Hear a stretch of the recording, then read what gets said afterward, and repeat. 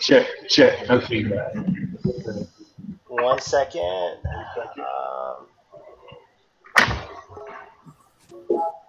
And welcome to Anonymous Bites Back, episode 72.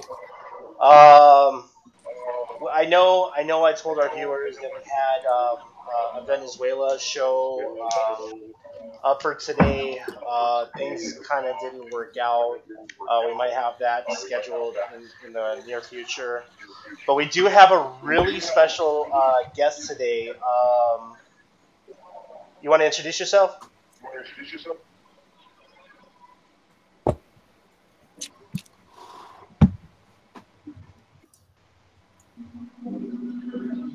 Hello?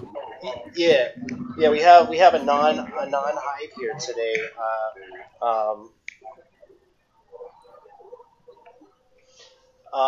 Can you hear me? Yeah, I can hear you. Yeah. So you wanna tell us a little bit about what you do?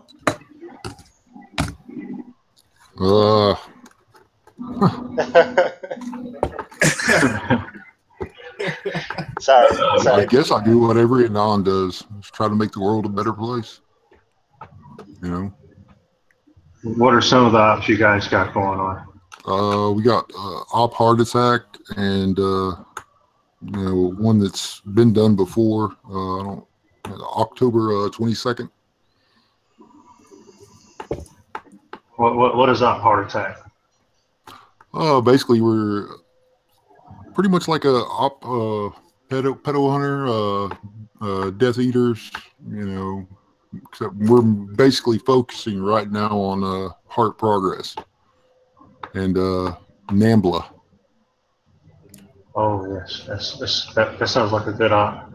We've already taken down a Heart Progress website. Someone said something about they had another one though, so we got to work on that one. So they already have a mirror site up. I haven't looked at it yet, but yeah, I'm gonna probably investigate that later on. But the other one was I think it was Rick Martinez. That one, that Heart Progress one. But yeah, it got replaced with a redirect on how to build your own, build a better website. So. Yeah, I've been trying to because I've been hearing NAMBLA come up a lot. Their site is either down or somebody's been massively DDoSing it for like the last few weeks. Is it NAMBLA? Yeah. Really? Yeah, it's you can't. It's not there. Yeah, NAMBLA.org. Maybe it's down for a drink. I'm gonna look. Let me check that real quick. Let me confirm that. Yeah, I can't find it.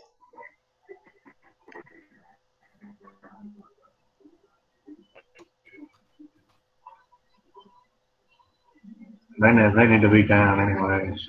Yeah, it's not available. Yeah, it's been down for a few. All right. Yeah, either somebody's DDoS. I mean, the domain is there, but I'm about to find out. Let me scan it real quick, see what's going on. NAMBLA.org. Was it stands for the National American Boy Love Association, right? Yeah, North American Boy Lover Association. Yep. Website IP 88.80.17.71. Yes, and they're down. They're losing money too.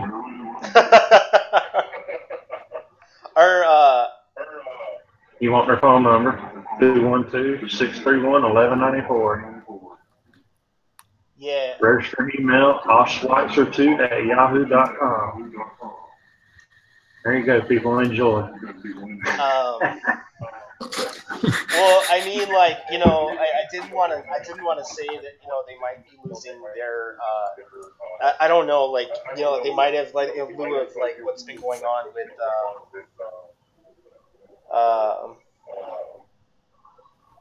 what's been going on with with the Nazis, they might have lost their domain. Well, that's +1 for the Nazis, I guess. Yeah. Well, I know that the Alice Day op. You guys familiar with that one? Yeah, it's April 25th. Yeah. Well, I know that when I went to NAMBLA's website on that date, they pretty much had a warning, saying that, that Anonymous would be possibly DDoS and trying to take over their website. And they had a little paragraph on the whole thing, the whole situation, and how we're dicks. And so that's why I'm kind of surprised to see their site down right now. So, Yeah. Sounds like some old scarecrow behind that, maybe. I don't know, I did put a lot of people on it. Pedo hunts are excruciating, aren't they? They really wear on the mind. And, you do it so long, you got to take a break. Yeah, definitely. Yeah. So before the show, I was gonna talk about it before the show, but I did talk about it a little before the show. But you had made a video that I guess was getting more views. Was the Ark of Gabriel? Yeah. Yeah. And I guess the Ark of Gabriel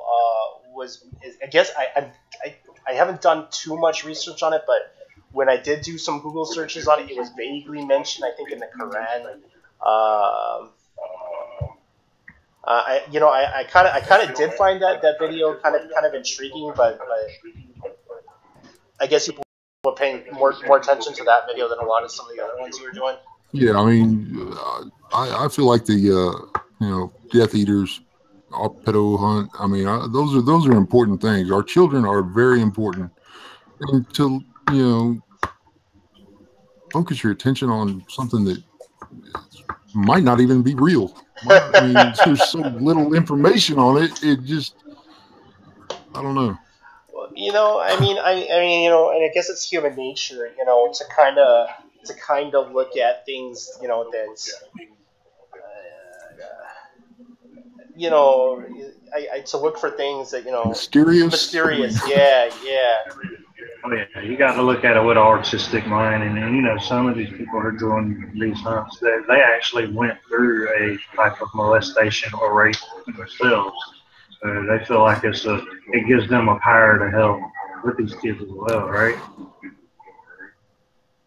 I mean, I get a lot of comments on videos that I do, about how people they've been molested, and basically almost telling me their story. And it's just, I think that's one of the things that drives me even more, is to hear these people that have been through this, been through the research that I've been doing, and it's just it makes you want to do it even more and try to help them, and try to say, if I could save one kid, then it's all been worth it. So your group, do they go after like a particular pedo, or do you go after like mobs moving money with the kids, or the Marines have how? If you're hurting children, then you're a target. Okay, so it don't matter if it's an individual child or a group of child being moved in ways. Right. That's cool. It's like at the end of one of my videos, I actually went and found all the a bunch of missing kids and I posted them at the end of the video, one by one. And I actually had a mother of one of the kids, come to me in a comment and said that she thanked me for, and her son he's been missing. He's still missing. He's been missing for 4 years now. So I mean, I think it gave her hope that I was, someone was paying attention. Someone was, still trying to find him.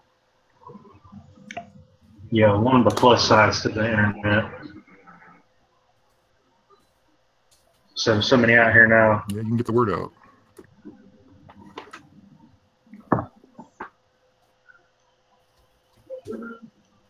Gary. Yeah. Okay.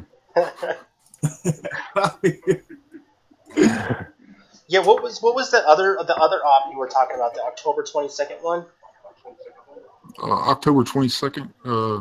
That's an old one, but you know I like the meaning behind it, and I vibe it. You know, trying to. What's the op name? October 22nd. It's called October 22nd. Okay. Right. Okay, that was throwing us off. Go watch the video. it was throwing us off. Yeah, like I said, I was saying, unfortunately. We understood the day, but we weren't understanding that was wrong. Yeah, unfortunately, I thought you said 2020 for some reason. Yeah, I've never heard of that one, man. Tell us more about it. I mean, what's significant about it?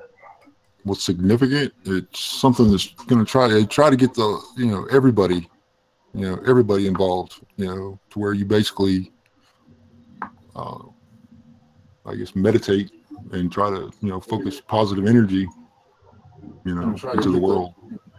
I mean, it's been proven that like on the September 11th, there was a dramatic spike in the psyche of the whole world, and they measured it, and if we could take that, but it was negative. So if we could take that and actually make it positive, imagine the change we could make. I know it seems kind of hocus pocus or whatever, but right now I think anybody's willing to try anything.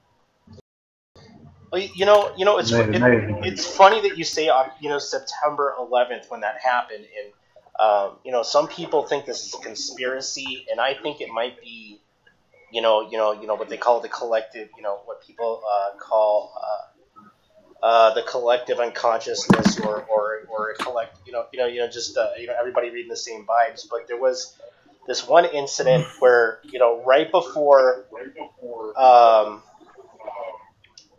Bush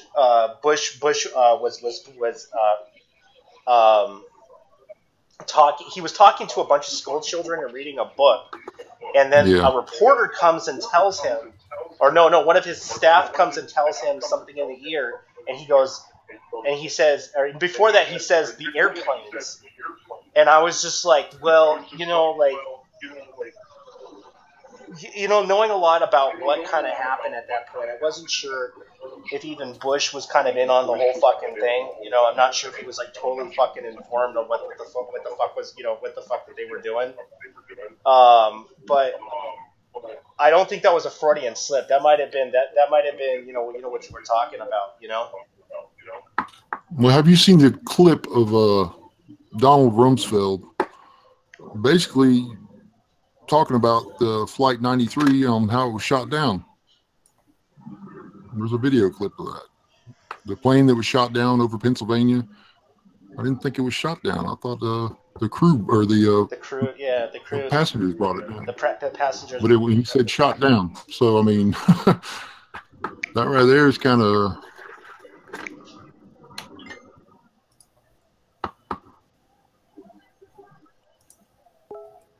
And then you got, Building 7, of course. Well, yeah, it was. They were saying that Tower 7, was down before it was even down, and then there was also some video that was released, wasn't it? Not too long ago, from a hotel that was near the Pentagon. And you don't see a real good view of it, but something is definitely like flying like near the ground, and it's definitely not a plane. To be honest with you, that was a fake video. Really? Yeah, that was proven to be fake. That's the thing, that people are making these fake videos about like the one with Building 7. How it shows the little flashes in the windows, and what they've done is they reversed the image to make it look like a different angle that's not been shown before, but it's, and then they add flashes in there and say, oh, look, see, here's proof, which, it's not even, it's a fake video. They're just trying to discredit the whole thing, but you need to look at the money evidence. That's where the, truth comes in at, how they dump stocks and just all that. I mean, that's where the proof is. Wasn't there supposed to be some information in the Pentagon or money as well that they were supposedly in Building 7? In Building 7, it housed the Secret Service, just all kinds of important organizations that got destroyed. I think what was it? I can't remember what it was. Main thing, they're investigating something. I forgot. They think it was a iron thermite that may have been sprayed on the beams on the towers themselves while they were being built, which could be a possibility. Well, I think the crew coming in to do work on the internet, the day before, and they had witnesses saying that they were putting what looked like plastic explosives, in the building. Could have been, it is the government. They have a lot to keep from getting in the wrong hands. So there's no telling what they'll do to protect that. Yeah. That and all the people that died. Yeah. Those strange deaths. One of my friends, you might have heard of they had a show, the Louisville Dynasty. They are international controlled demolitions team, and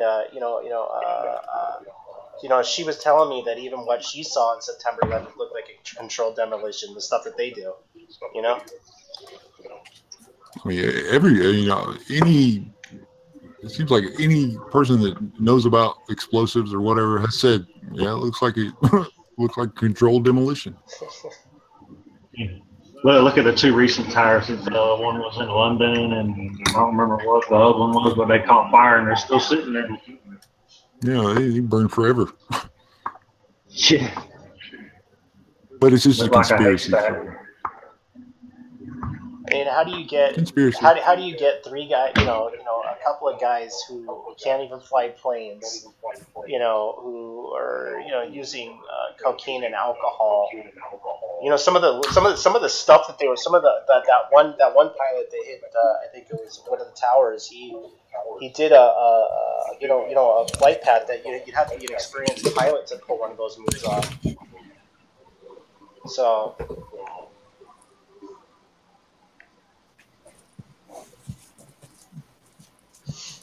I think they were remote control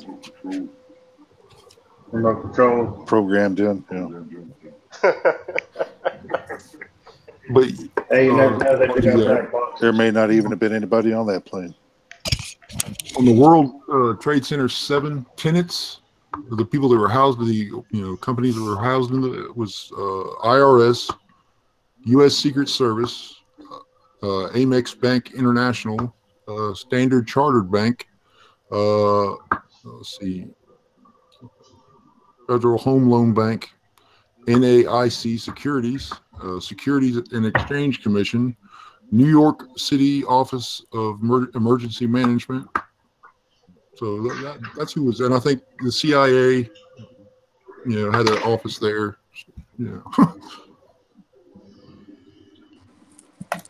So all the bad guys had access to the building. Right.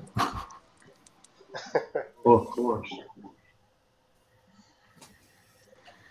How else are you going to do business? You can't keep your business out. You just blow it up. Yeah. We got them here. Hit the bomb. Hit the switch. But a building that size, though, to me, that would take weeks to get it all rigged properly to do that. They might or they stretched it out, over time, but still that's a lot of work to get all that, ready to go. that's why I'm saying a lot of people think it was sprayed with iron thermite. It could have been so many buildings were built by Chicago Steel, and the government likely had a pact with them. Hey, you build our buildings, we'll spray this on the beams in case of emergency. Oh, you mean I mean, like? they learned some during World War II, World War One. Yeah.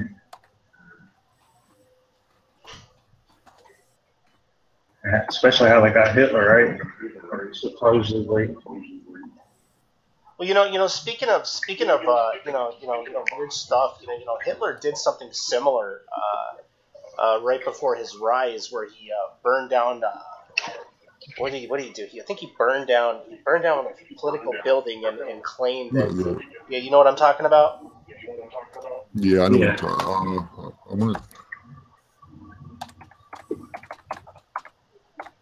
Yeah, he blamed it on a kid, and the kid was like had mental issues, but he was Reichstag fire. Yeah, the Reichstag fire. Yeah, and right after 9/11, all these weird rules and regulations started happening, and all of a sudden we're involved in a war over weapons of mass destruction. And within like a couple of hours, they already knew who did it. A guy that was named in a case about a year before off of like some fairy tale story that he had told him to like get witness protection program and some money, So let's not forget who predicted the whole thing. William Cooper. He predicted the whole thing. You know who William Cooper is? No. Bill Cooper? Really? No. All right. I did hear something weird that maybe this event was described in what was it, that the guy that wrote I fucking forget his name. What's up, Ahmed?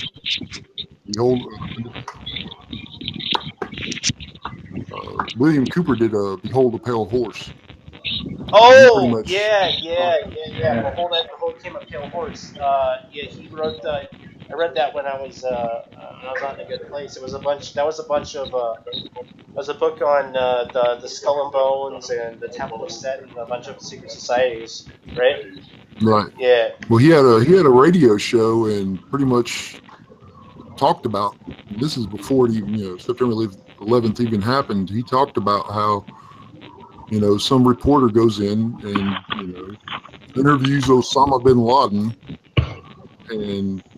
but yet our government, the CIA, they just can't seem to find him. But a reporter finds him and interviews him. And he told that reporter then, he said that something's going to happen, something's coming. And then September 11th happened, but I think a month after September 11th happened, the cop shot William Cooper, killed him. I wasn't even aware he was shot and killed. Yeah, wow. He killed him.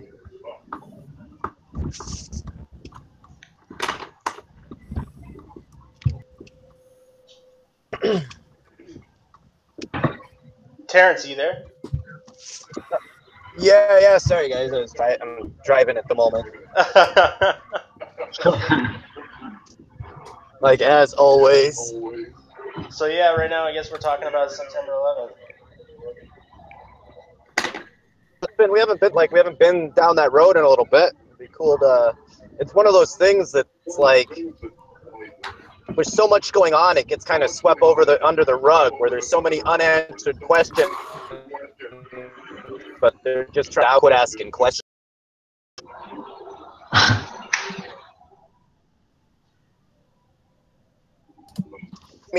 Everybody thinks that September 11th is when everything started to go downhill with rights and all that. But do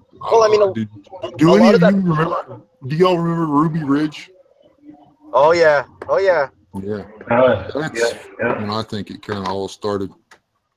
Well, I mean, 9/11 specifically, people were so blinded by the attack that, like, most times it was a grab for our rights. The Patriot Act got passed, the NSA got open, all these things, and they weren't. This wasn't the first time that they had tried the Patriot Act, that they had tried a lot of these civil rights violations, like on paper as laws, but they had always been shot down before. And there was a real grab to change those laws. And as long as you said it had to do with terrorism, you could do whatever you wanted. Yep. It's a good way to We get can along. argue about the Twin Towers all day, right? Like it's there's you know that something's up. You know that jet fuel doesn't melt steel. That no building, steel frame building has ever fallen to fire. You can ignore all of that. Building 7, there is no reason for that thing to have burst into flames. Nope. And right? No jet fuel, no plane hit it, and the only thing that was there was where all the paperwork for the investigation to the what? Was it does anybody remember what the number for the money that the government had lost? We're pretty close to $1 trillion, wasn't it? 6 trillion, I think. Yeah, and they had this money is just gone, poof. And there was an investigation into it, and for some reason that's the only department of our U.S. government that does not back their information up on computers, right? It was only in paper, and it all went bye-bye as soon as that building exploded. But there is no logical reason for Building 7 to have went down. No plane hit it, no fires, no nothing. It's blocks away. But yet, if they can find one hole in something that an investigator said, they'll completely ignore the facts of the real nastiness that was going on in front of them. Let's not forget the Israelis dancing and celebrating. I thought that was kind of a and they still when they what is it come on, who was the mayor of New York at that time? He still still constantly refers to, I heard Muslims dancing in the streets, blah blah blah blah blah, but then that's not reality. But yet he repeats it constantly and then ignores things like that. To the people that are arms dealers like that, they were celebrating. Of course they were. That's the best thing that could happen. We're going to war. I'm going to make billions of dollars. But but you heard about the Israelis when they went on the talk show, the ones that were, caught with the, explosive residue in their van, had the picture of the plane hitting the towers, and then they went back to Israel and started bragging about it on a radio or a talk show they did. Well, where they said they were there to document the event. Yeah, I can't. That specific story I don't know of, but I can think of 10 times where operatives have been caught red-handed in terrorist operations like that, and we try to either sweep them under the table, or you'll hear it once on the news and then it goes by. There was a van of guys that were running around Baghdad shooting up places where people were gathering, and the Iraqi police caught them. And then when they caught them, they were all dressed up like terrorists and jihadis, but then when they caught them, they were SAS soldiers. Now, why was your SAS soldiers running around doing terrorist operations? Why should any of your, clandestine operations be terrorist organizations? Or be, involved in terrorist operations? That's not like being argued. They are involved in them. It's just being able to prove which ones. They're not even arguing that they're part of terrorist, but they kind of, it's classified. I can't tell you. You know what's going on. I know what's going on, right? But it's classified. We're not going to tell you. And I know one thing. I think everything nowadays, if it's a tragedy, it turns into a conspiracy.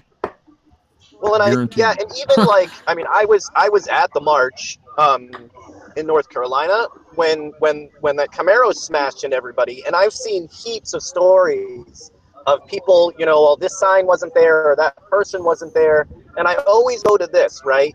It doesn't have to be a fake tragedy for your government to take advantage of it, right? In fact, the times when it's not set up makes it much easier to take advantage of you, because you don't have to, in the age of digital media, you have to make sure that all your I's are dotted and your T's are crossed. Because one picture can make an entire event seem like it didn't happen. So it's easier if the event actually happens and then you just take advantage of it, or you know about something and you let it happen and take advantage of it. Sounds like a psychological operation. Yeah, I mean, a lot of them are. If you look, I mean, people are emotional. You know, it's part of the human condition. So they do know that they can get people to do things they normally wouldn't if they're extremely sad about something, if they're extremely scared or mad about something, that they can control you even if 20 years later you see how big of a mistake it was. Iraq and Afghanistan are a perfect example of that. Now would we go to war with Iraq and Afghanistan? Oh, absolutely not, right? We're not scared of them. But at the time, they could use anything to get you to go to get you to farther that operation, to get to farther the cause of making Halliburton money.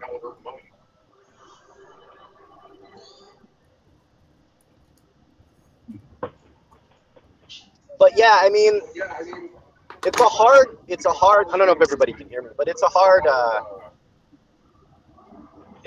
thing to look at, because if you look through America's history in modern warfare, right, like what got us into World War I, right, the sinking of the Lusitania. Well, it turns out after pretty much good research, and even at the time it was a conspiracy, that it was blown up from the inside. Well, when they went down and checked, then yeah, it pretty much adds up to that the Lusitania was blown up from the inside. It was an inside job. If you fast forward to World War II, we can argue that the Allies knew who we were at war with, saw the Japanese coming, and did nothing about it besides move some of our better equipment off into the ocean, because we needed that attack for America to get into the war.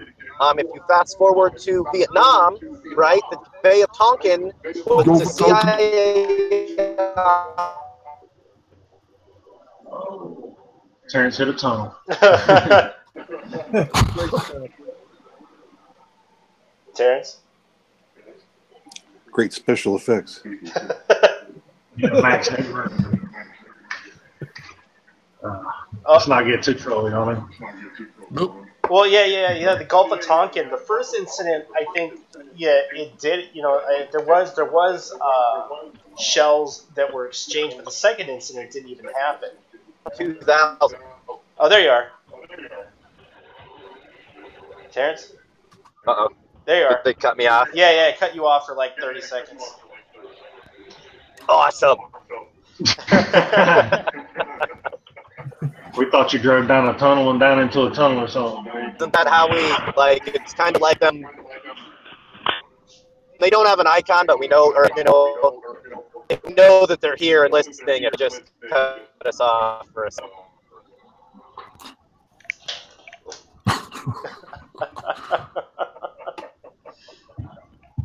But speaking of Gulf of Tonkin incident, wasn't there recordings from even before then that were released later that they were planning something even before the Gulf of Tonkin incident? Yeah, I think McNamara met with, or some security officials met with the North Vietnamese intelligence person in Chiang Mai, Thailand, like 6 months before it all kicked off. Yeah. Well, what about a USS Cole bombing? I remember, I was sitting here thinking about that. That happened in '99, 3-4 years before September 11th. And you guys know that old. Yeah, and I mean, there was a Johnson tapes on the Gulf of Tonkin incident.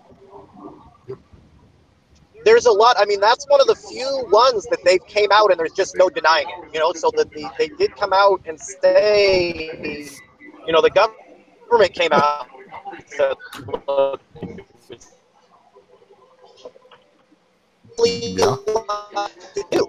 spade it up and kill it.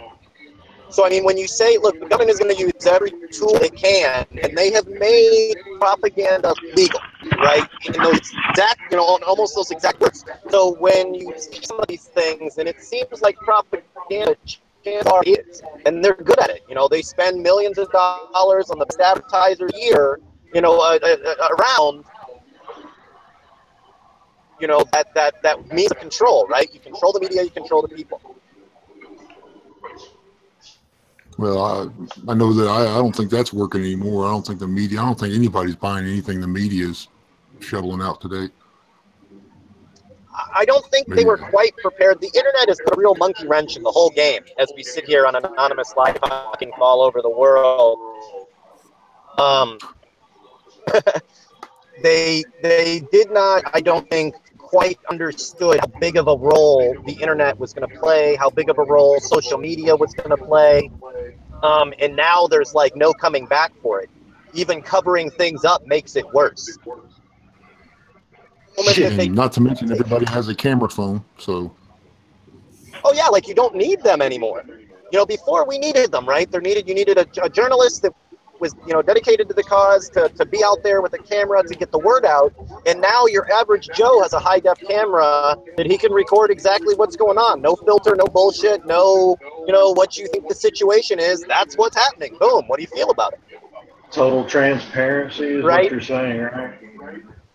Yeah, and I mean, it has caused them from the police departments to like government corruption to pollution, to people recording and leaking insider, you know, meetings. It has done more to undermine the status quo than anything else recently. Well, a lot of that started with Cop Block, if you remember, and filming the police.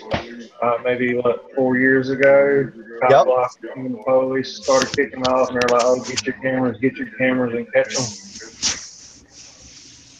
They started telling people how to not talk to the police, how to ask the police questions, those 3 little questions: Am I being detained? Have I committed a crime? Am I free to go? And just record it. Yep. That's something we have to like make a concerted effort to let people know what their rights are. And like, if you watch some of the other videos that are out there that show you, like, look, the police departments are being trained to look to like make you fall into those openings. You know, well, look, if you don't have anything to hide, why can't I search a car? Because am I being detained? And am I being suspected of a crime? If not, then you have to let me go.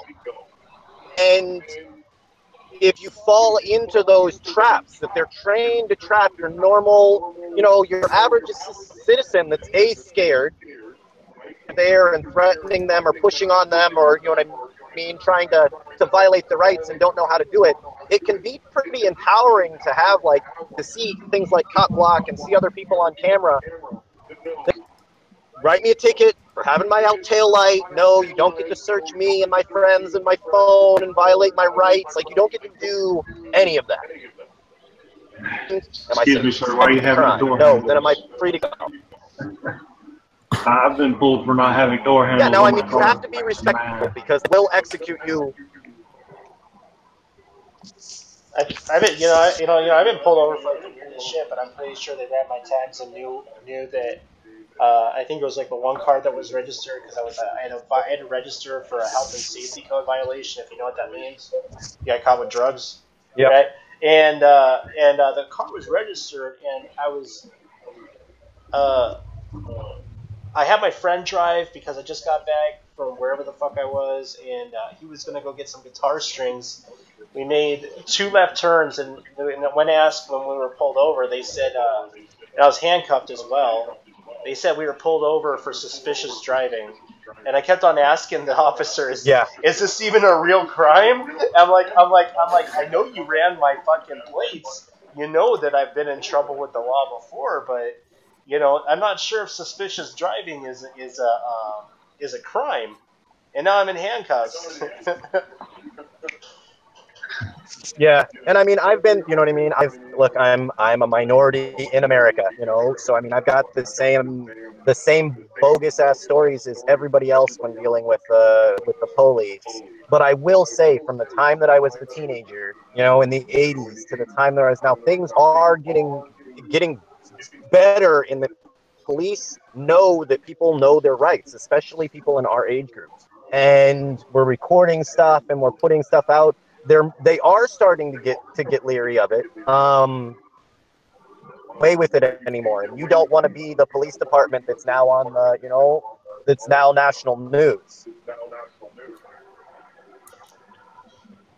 Oh yeah, now you have killedbypolice.org. There's actually a website up now that shows you the amount of people that have been shot by police in 2017, 2016, 2015, and 2014.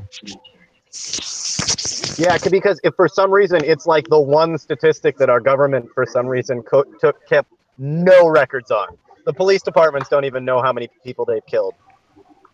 For a minute, you don't even know how many people your police department executed?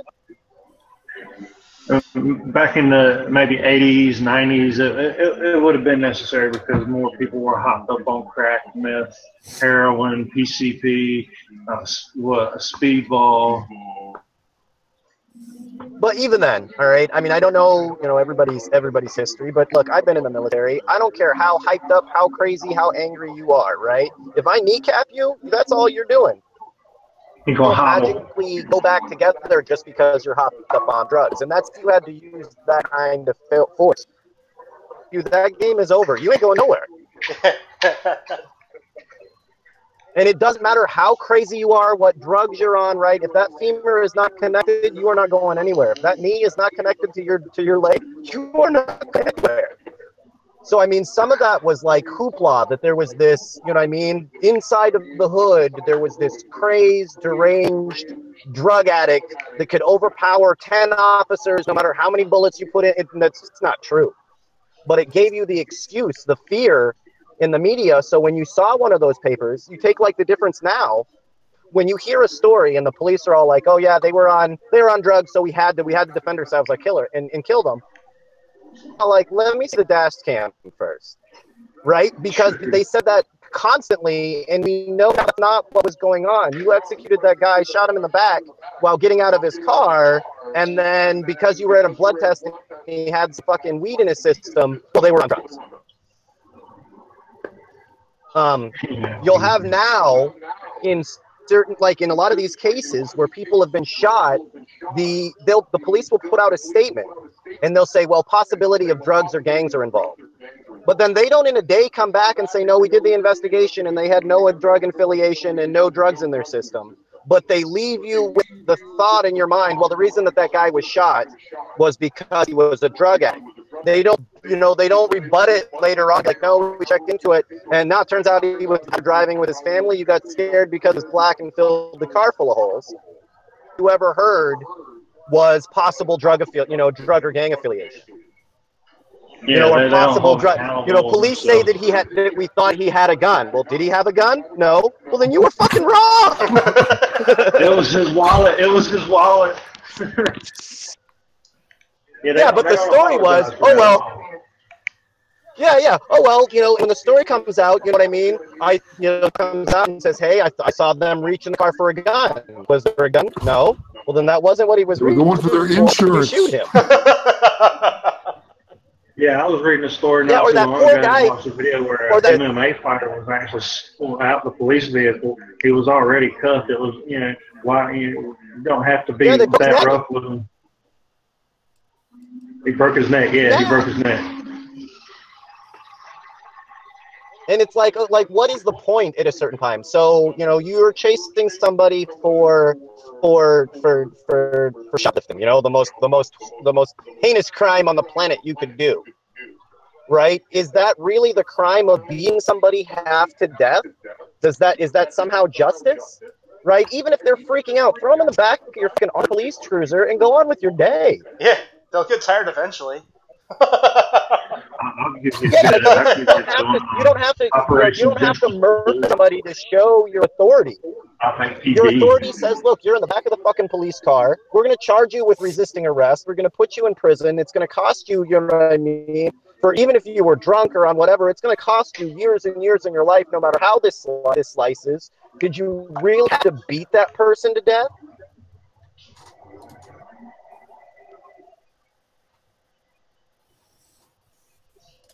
Yeah, I mean, take APD, for instance. That's Albuquerque Police Department, or Justice for Boyd, a homeless man shot for trying to move his stuff to get out of an area that people didn't want him in on private property. Only one of the guys had a real bullet in his gun. That was a planned execution. The other guys had rubber bullets. It was a homeless. Oh yeah, and there was that's the one where they stick the dog on him first, and then when they release the dog is when he opens up and they shoot him. And this was like this was a homeless man that they had harassed before first interaction. Yeah, Albuquerque, New Mexico, Justice for Boy, man. Yeah. Was that the one where they shot the dog too? And the excuse was and their excuse was, their excuse was that he had a knife, right? And the deal is, that's what I'm talking about again. And it's, look, there are 15 officers there. Even if you had to use force against him, right? Knife or not, I cap you in the fucking knee, right? And that's the end of that. You ain't stabbing nobody, right? And that's like the bottom line. You were the problem is, are you in danger for your life or not? Threatened does not necessarily mean that you're in danger of your life. You know, when I'm surrounded by 15 officers armed to the teeth with attack dogs, and you've got a butcher knife, you know what? I can really step back. Yeah, that was unnecessary. You know what I mean? Like, you know, okay, you tried to hit him with the rubber bullets and this and that. Had you ever stopped just like to step back? Yeah, just show our authority. We have to show that we're.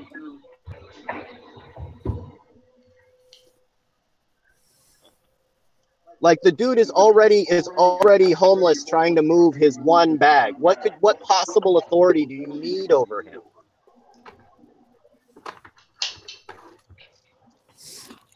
Just felt like they were in danger. That was all. Yeah, 15 guys with a couple dogs and bullets.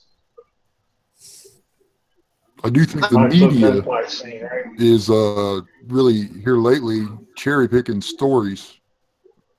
It almost seems like they're pulling the divide and conquer with the people. I believe, you know, they're picking the stories they pick, you know, and they're trying to divide, you know, races, and it seems to be working really.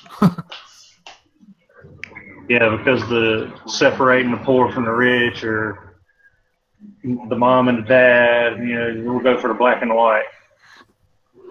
I mean, yeah, they pretty much got all the other covered, but you know, now they get all the races against each other, you know, because you can't talk to anybody about, you know, you got your Antifa, you got, you know, the alt-right or whatever, and you know, you can't really discuss it with, you know, somebody and, you know, say they're for the, you know, Antifa or whatever, and then you get to talking about it and you say, well, you know, I don't like how Antifa, you know, blocks traffic and, you know, hinders, you know, because by doing that you hinder, you know, emergency vehicles, you know, but then it just ends up to where, you know, oh, well, you're a racist.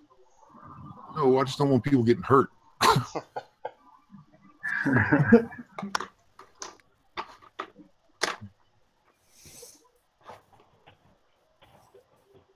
Yeah, speaking of protesters in the streets, didn't they try passing a law that you could that if protesters were you could run them over? Yeah, which is related to the incident, you know, which just happened in is it Charlottesville? Yeah, but I think it's in a certain state or something. I don't think, you know, it's all across the United States where you can just run people over. Well, no, there was another one I seen where you could be fined or lose your home for conducting a protest as well. Or did that not go through? That was recent. You could lose your home? Yeah, they could come seize your assets, your home, your car, your land. That was a Senate bill. Whatever they tried passing it in Arizona and a few other states. It didn't fly, but it doesn't mean that it's going to be back or anything like that. But yeah, they wanted to charge protesters if there was violence involved. They could lose their property and houses. Yeah, I don't agree with that, because you get some government provocateurs in there that are starting the violence. Then, you know, you're. And like, in my mind, I can almost understand the infiltrators, right? Yeah. I don't That, agree you know, with you that want to because get you inside get of one of government these, you know, provocateurs in organizations, know what there they're that are doing. starting the You know what I mean? violence. Then That you know you're that almost makes sense, And like right? in my That you would at mind, I least can try, almost you know, as these guys. understand the But the provocateurs, right? That you would like, you know, destroy somebody's business to make somebody else look bad, or like you're inciting, like that part. I don't understand why that part is legal. You know, it's one But thing, but if you're the one that's going somewhere and starting shit, then you're the violent protester. You know what I mean? Like you should be charged with that violence. And I know we saw in several of the recent protests. I know in Ferguson they made a big deal about some you know a building being burnt and a car being burnt, and then the ATM machine across the street catches the police going and setting the fire. They did the same thing at Standing Rock. Blackwater. That's who was at Yeah, Ferguson.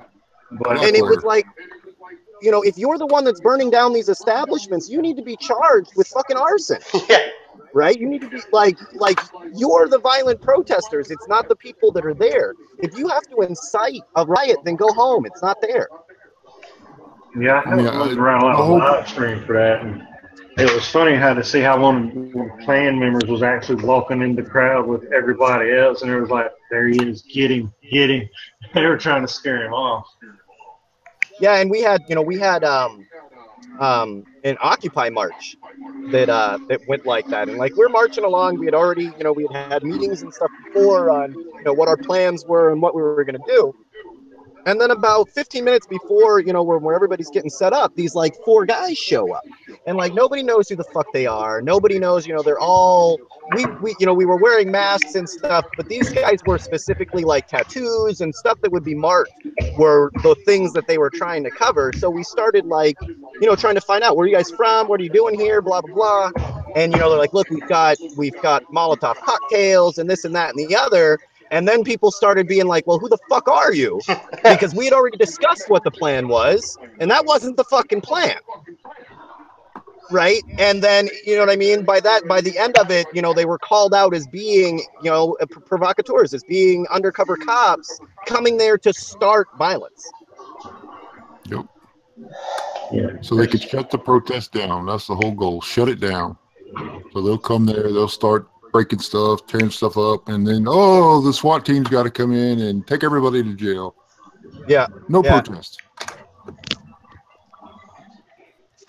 I think the best display that Antifa has put on, which, you know, there's three different levels to them, which, you know, which we would call the provocateurs. They're actually supposed to draw away the police from the protesters, the peaceful protesters. That's why they're out here, you know, banging cans on trash lids.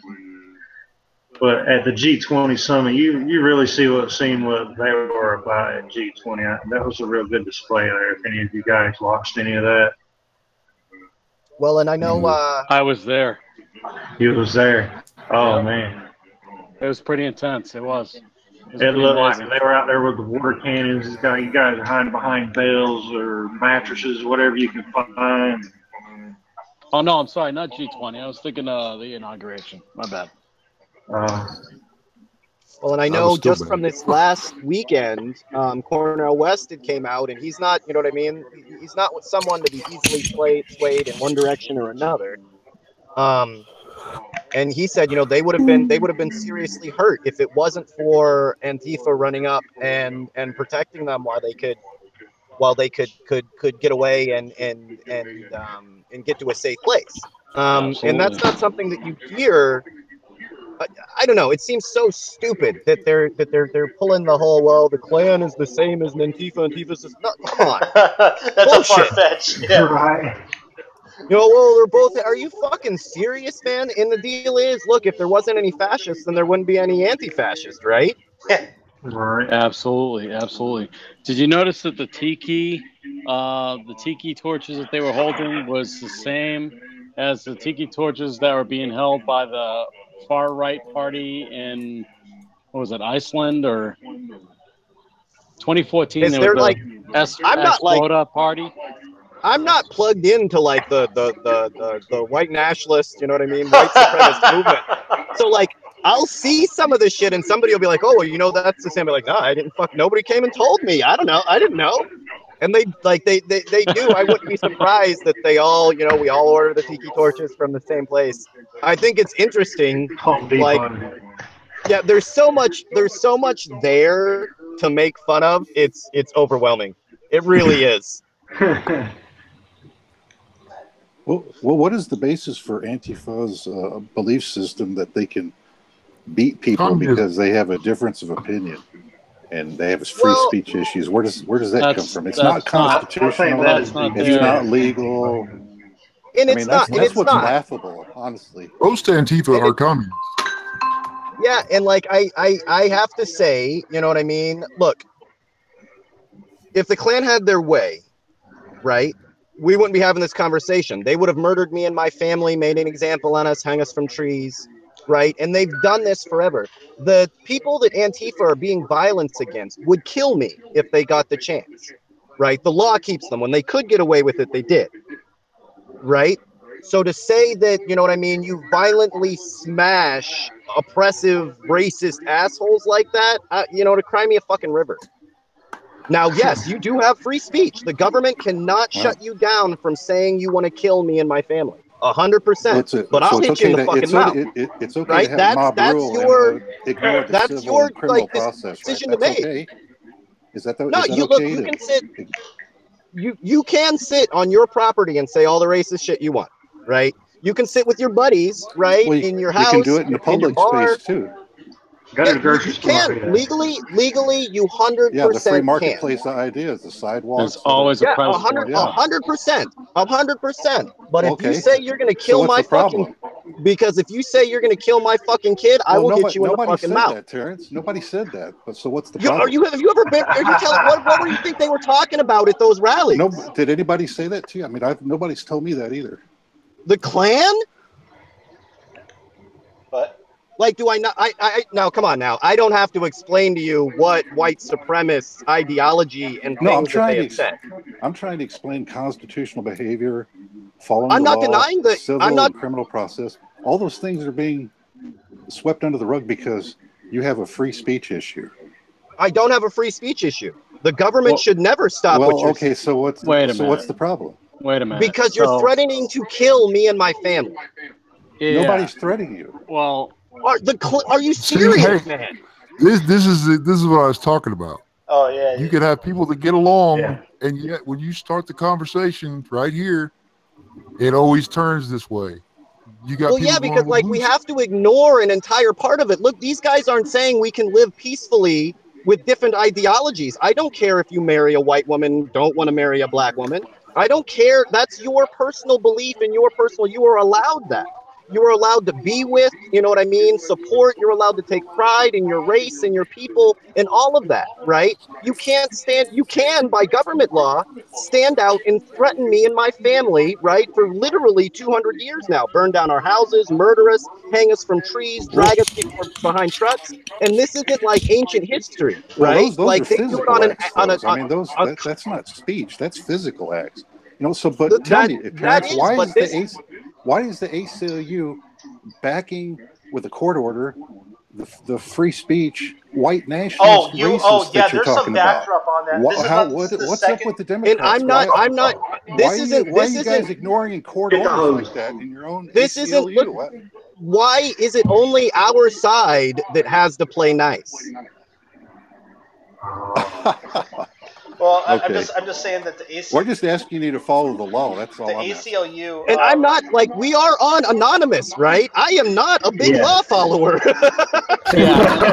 Hold on. Like, that's not my thing, man. Let's be fair here. Nobody in our government follows the law. The Constitution is not followed anymore. There's nothing. Like I don't. There's no look, law. I'm from the. I'm not saying that you don't have the legal government. The government should never come in and tell you to shut the fuck up, right? But that has nothing. That has nothing but even to the do.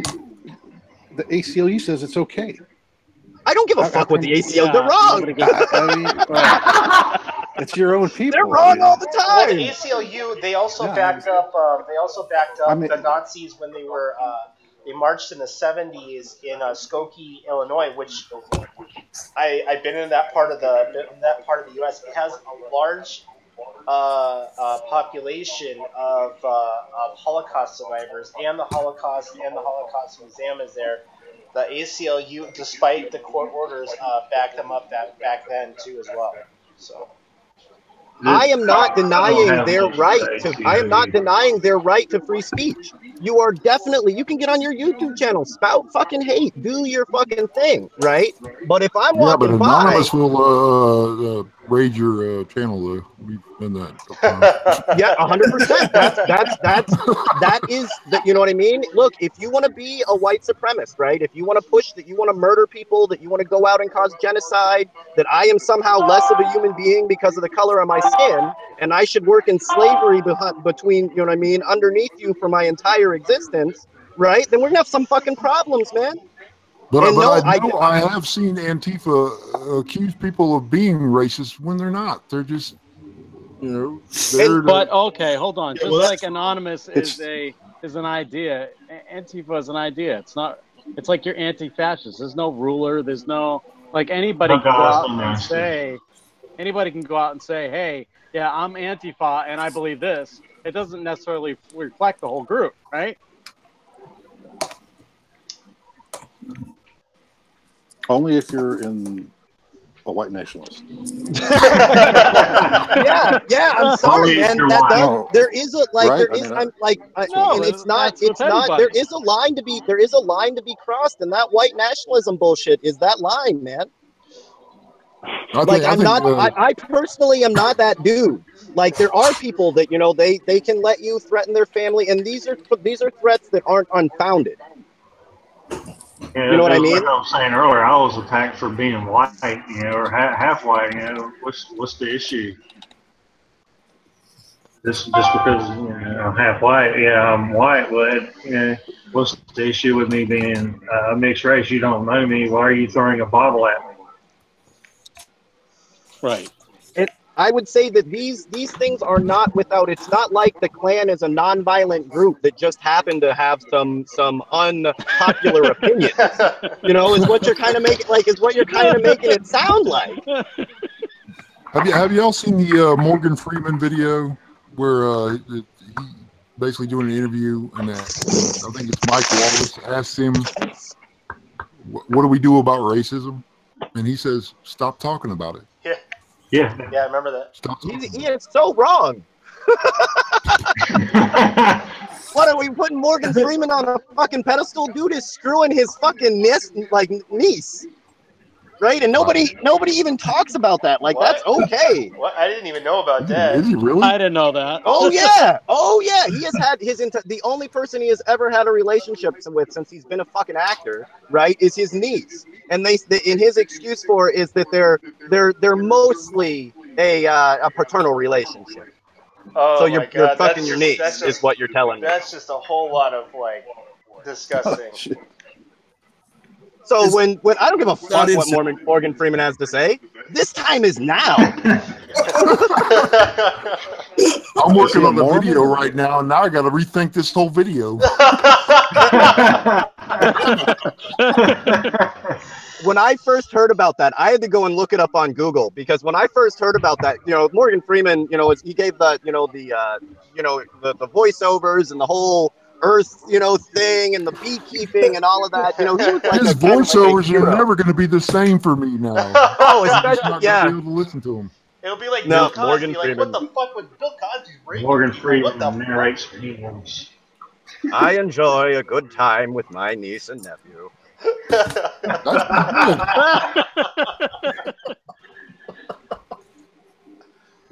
So yeah, like the world we live in is so fucked. It's hard to like. Can't do nothing but laugh at it. Really. Like, if it wasn't real, it would be hilarious. That's what makes it hilarious. It's real. People are really ignorant out here, man. It's sad. Oh no, it's just like with that one specifically. I like, you know what I mean. I totally you guys. No, come on, Morgan Freeman. No. You just ruined a lot of movies for me, man. Yeah, but it was totally rug pulled out from under me. Did he play God in one of those movies with Jim Carrey? Yeah. Well, you know, now that we know what we know about Almighty. what we know about organized religion, I don't think that may be far from the truth.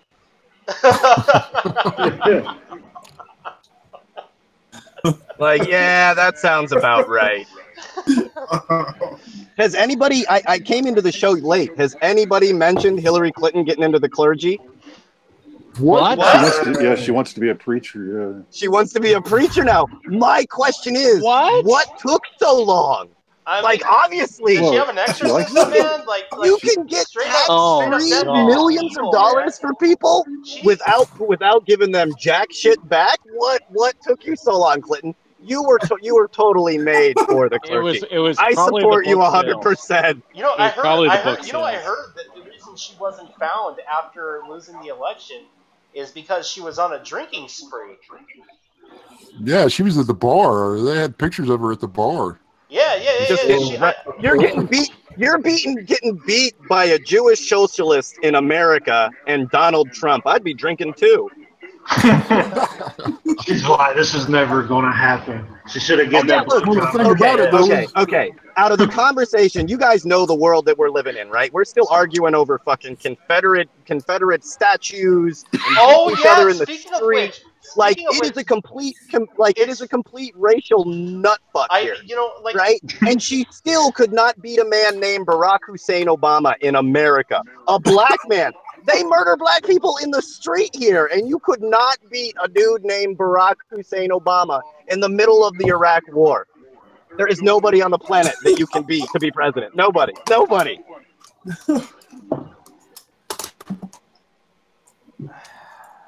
I absolutely have to agree with that. She wants to be Hillary Clinton and the clergy. I wonder how much that plate is going to be expensive as hell when it goes around. 10,000? She was paying 10,000 for normal food. How is she going to inspire anybody? I imagine this is going to swiftly become the Church of Goldman Sachs. Well, wherever she goes, where bankers can go. You know how everybody likes to feel a little spiritual. You know what I mean? Like, that way when you're a billionaire going to church, you don't feel bad about other church members starving because, they're other billionaires. You guys all have something in common. They can think of ways to make the Bible not say that it's easier to get a camel through the eye of a needle than a rich man into heaven. Let's just ignore that altogether. Meanwhile, the Pope's sitting on a golden throne. Yeah, there's never a reason to sit on a gold throne. Like, no, there should be a rule. You cannot run a country. You cannot be in politics if you got a gold toilet. It just says something about who you are. I was like, yeah. Talking about feeding. I feel it's so bad about the starving people. You want to donate some of that gold shit? No, none of that. I have a gold chain. But I give you a kiss and bless you. Yeah, thanks, man. My entire country is starving to death, but it was cool for you to show up. Yeah, give me a kiss on the cheek, some old guy. Oh no! And the hilarious part is, you'll visit South America, right? That's like literally in certain parts that they are visiting are completely starving to death, and then go back and eat on the gold that you stole from the Aztecs. Hilarious. Oh, I don't know why everybody's starving. You think it might be because you took all their shit? What's ironic about it is he drives around in a Pope mobile, which is bulletproof. Yeah. Isn't God supposed to be protecting you? Yeah, if God didn't want you dead, then that's fine, right? The bullet should just bounce off. You should be super Pope. That's my thing with these preachers and private planes, right? Fine, you can have a private plane. The deal is I get to throw you off of it. If you fall and live, then God loves you. You get to fly around, no problem. But if you don't, and you've never prayed harder in your life than that second before you hit the ground. I'm the Pope. I'm a bulletproof.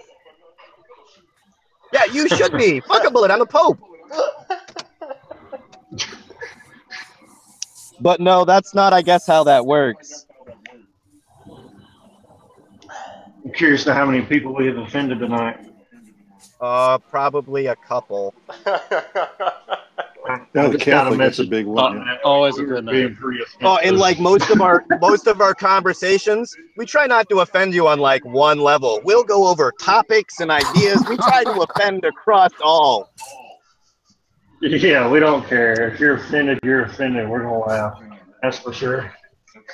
If you're offended, you needed to be offended, I guess. Well, I mean, some things need to be like, you know, we tried to, you know, earlier when we were talking about race, right? That's how it gets. Like, we can have a conversation, but we have to be able to have a conversation, and people will pull out in the debate part before you get to the, you know what I mean, to the part where you guys can come to understandings and at least know each other's perspectives in all of that. And I think there has been a push. Well, we Hey guys, what's happening?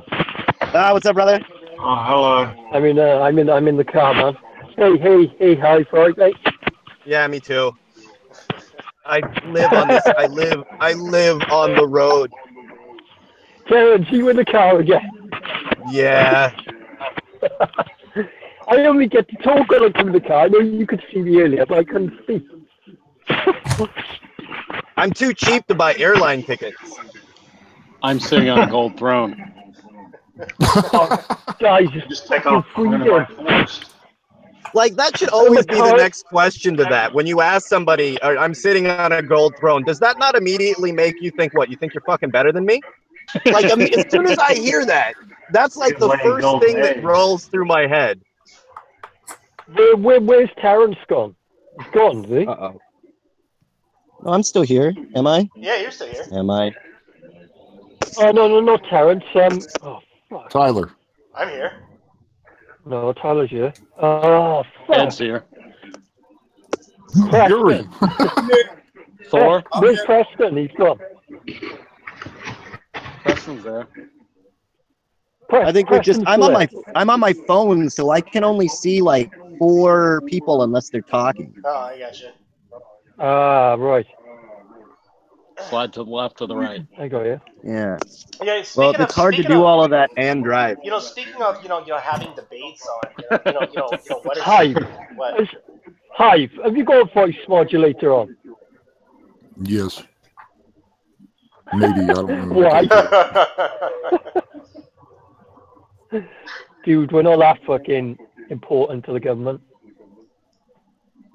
Because it sounds intimidating. That's why. Jeez. It does sound really fucking cool. It does. It does. When I heard it come on, I had to go and look. I was like, wow, who the fuck is that? Yes, Satan. He's about to see the sun come up. I don't know. I had one. I give you props, man. I give you props. I had one of those. Well, when you declare war on pedophiles, you kind of want your identity to be unknown. Anonymous. I don't know. Maybe can we? I don't know. If there's some like dangerous pedophiles out there, look, motherfuckers, we can meet somewhere, right? You don't have to hunt me down. Pick a parking lot. Honestly, what we were talking about earlier, I'll do you and the Nazis at the same fucking time. Beat a motherfucker with a motherfucker. I've been doxxed Yeah, exactly. like 3 times this year for different things. I'm now Antifa. I'm a CIA agent. I'm a Russian. I'm a journalist. I know that, but how much you get paid? We're all working. We're all working for George Soros, I guess. Soros. Oh yeah. I was hearing some shit from the deplorables. Fuck. What? It's just that past. Fuck. I just mentioned the deplorables. Yeah, you're still in that group? Why did the police always go past the fucking area? Well, anyway, so I was hearing from a couple of the deplorable chat rooms that I snuck into that the Antifa are George Soros' private army, and they actually believe this shit. Yeah, but okay, look, here is the deal, George, right? Look, I've been busting my ass out here for like a decade. All right, you owe me some fucking money. These guys are out here doing the exact same thing and getting paid for it. Baby, I got your money, don't you worry. Yeah, come on, George. Put my screen mask on. Yeah, come on, George. Pay up. You're being fucking stingy. I also want my vodka. Were we getting vodka? I was a Russian spy a little bit ago, so I'm not sure if they're paying me in vodka. That comes with the. Yeah, I mean, to me, it doesn't really matter. Potatoes to make my own.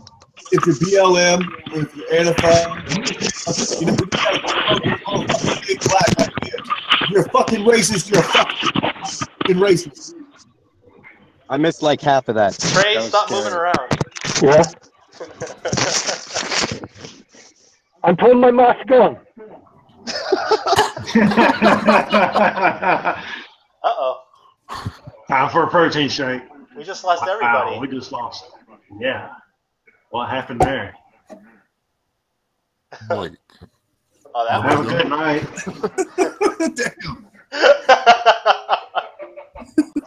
No kiss finger, nothing. Oh, there's Terrence.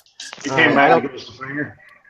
I went to go pull over, but now the fucking cops are on the other side of this park, and I'm not sure whether I should just take off, which is definitely gonna make them follow me, or just chill here until they fuck off. I would chill. I vote for chill. Oh, they're driving super slow. If they walk over, we'll have a little fun with them. But like, look, if you're being broadcast. Sorry, man, we're live. No, they're turning their lights off. Guys, ready? Guys, wait. Whoa. What the hell is that? Is he naked? I think that's his mask. Is he being attacked by Optimus Prime? Will somebody help him? What is he doing? I don't know. I think he's fucking with the cops. He said they just passed me and I'm putting my mask on. Was the last thing that I heard. He does that. You wanna fuck with me? I'll take you to the parking lot. I'll take you to the fucking parking lot. You wanna come to a park, fucking slice you up nice. What the fuck is going on in England? There's an underground rave. Oh, there we go. Wait, I had a mouse there for a second. Okay. Hey, say, I noticed there was a 200 party rave busted in London. But speaking of you were talking about the monuments that were they just pulled down the Civil War monument in Baltimore out of lieu of all this shit. Now I'm not saying, and I'm not defending fucking racism or Nazism or white supremacists, but like I'm just saying you're destroying a part of history that fucking happened, and there was a monument. I'm not saying that you're well, I am saying. You're destroying a part of history, whether it's good or bad. A lot of these statues weren't put up until the 60s. That's like yeah, it's a lie to think that these are 300-year-old statues. They're only 30 years old, and they were put in specifically to keep black people from voting. Yeah. I wasn't aware of that. Like these aren't 200-year-old statues. Most of the people right after the Civil War did not want to be reminded of the nightmare that they just lived through. Well, I know that I know Chicago did the same thing down in Millennium, near Millennium Park. There's a picture of there was a Native American, and for some political reason, the Indian was holding a arrow. And then something. So I don't know. I wasn't around there at the time. I wasn't living there at the time. What happened or the details? But it was removed because of political reasons. Yeah. Like I don't know the specific story, but I mean, look, we're still fighting over, you know what I mean, the Braves and all of that. Like, come on. I'm in my own clan. Like a lot of those people that are still. A lot of the people that, they say this, this has been our sports team logo forever. Well, it's still racist as fuck. Like it doesn't, and I'm in my own clan.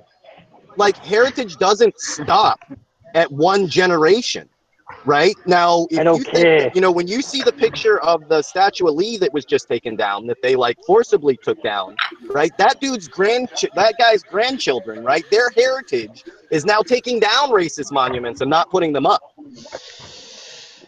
It's Mount Rushmore. When somebody gonna blow up around Mount Rushmore. Yeah, it needs to happen. Well, Yeah, like yeah, there was a troll. Hypothetically. yeah, like Did you just see that troll? Yeah, I mean, There's, we'll see what's there's- going on with Sobble Trail and the Dakota Access Pipeline. That's around that way, isn't it? I mean, yeah, it's all in that area.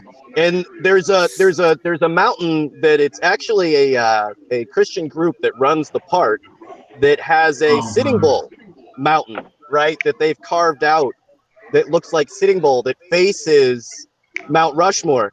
And the absolute hilarious part of this is, right? So it was fucked up to blow up that mountain to put those assholes' faces on it, right? Like it just didn't really need to be done, right? It's cool, whatever, but it really didn't need to be done.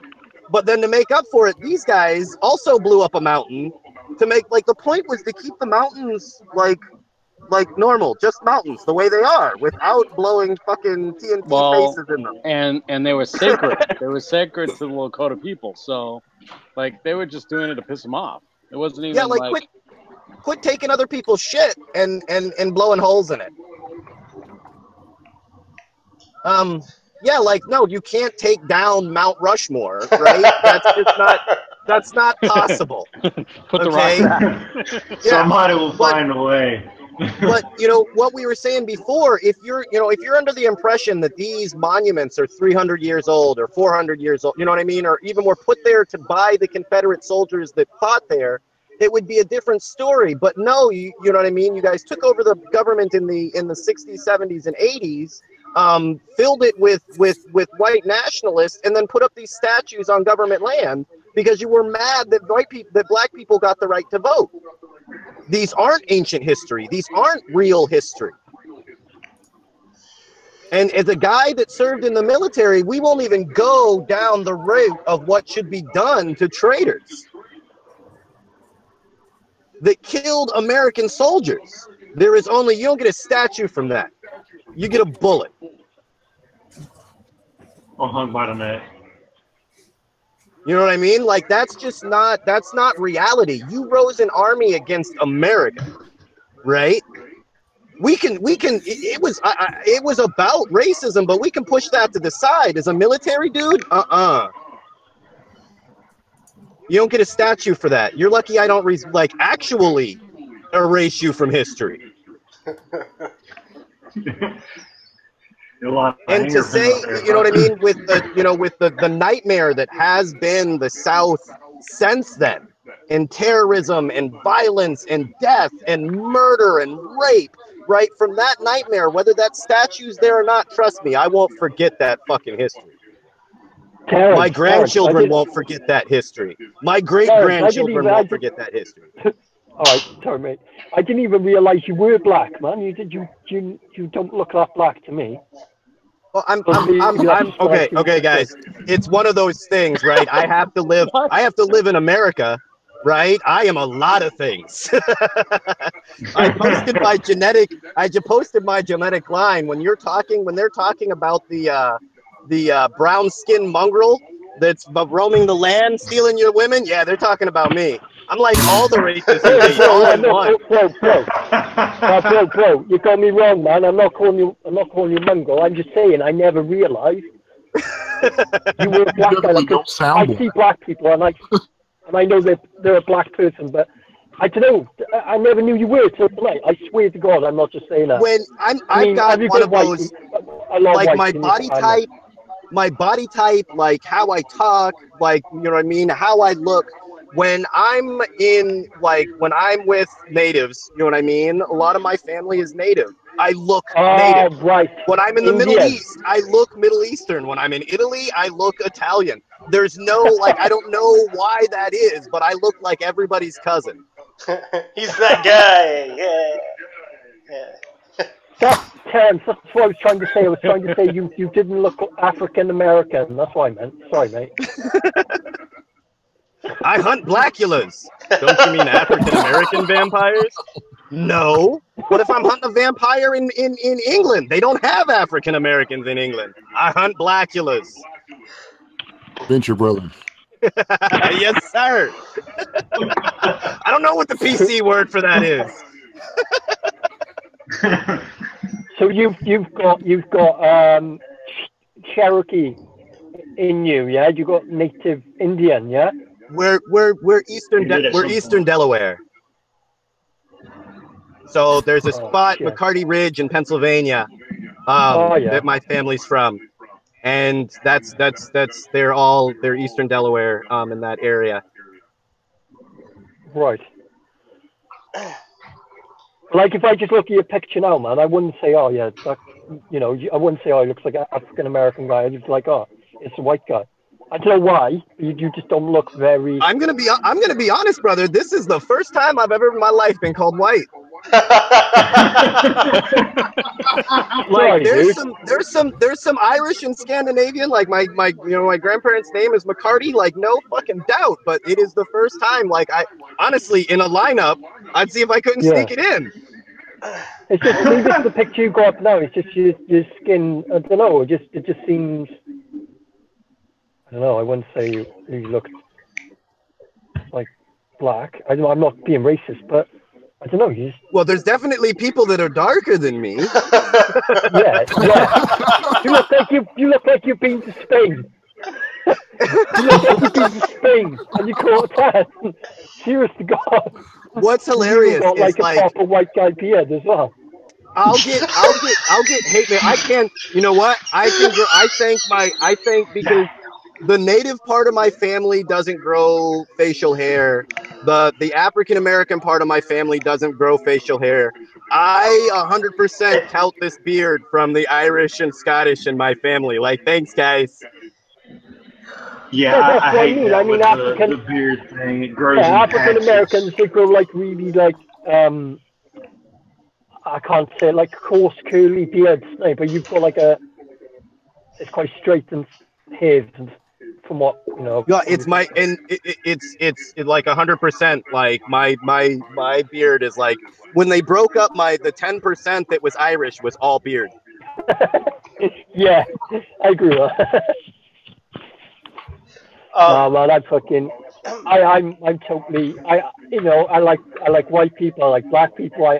I'm totally against people who are racist, man. Fuck that shit. Also speaking of racism, you know, there's domestic terrorism. If you guys been hearing about that? No. Yeah, to take down a bunch of it has to do with the recent rallies and kind of aggressively taking down some of these websites and YouTubers. Well, like Nazi websites? Yeah. No, I'm game for that. So I've been following where the Daily Stormer is going on. I'm probably going to get a lot of flack for naming Weave, but Weave posted a link somewhere. Somewhere? Yeah. I've been hearing rumors, you know, he's linked to, you know, the Daily Stormer. It's on my Facebook feed if you want to find it. Yeah, and like, did you guys get the Daily Storm put out they put out a story like and a link to a story like their page had been hacked by Anonymous. It wasn't, but it was just a story about it, and they put the page like it had somehow been done, but it was just a troll. Yeah, it was just a troll. So they're saying that, hold on, they're saying some weird shit. The Daily Stormer is being sued by Jewish terrorists. In order for us to survive, we need shekels. So they have a BTC. Who needs likes? They're on. Daily Stormer does. Their domain now is https dstormer e6em3i4km.onion. So they moved to Tor, and that's free game, man. You know, you guys can do whatever you want today. So wait a minute.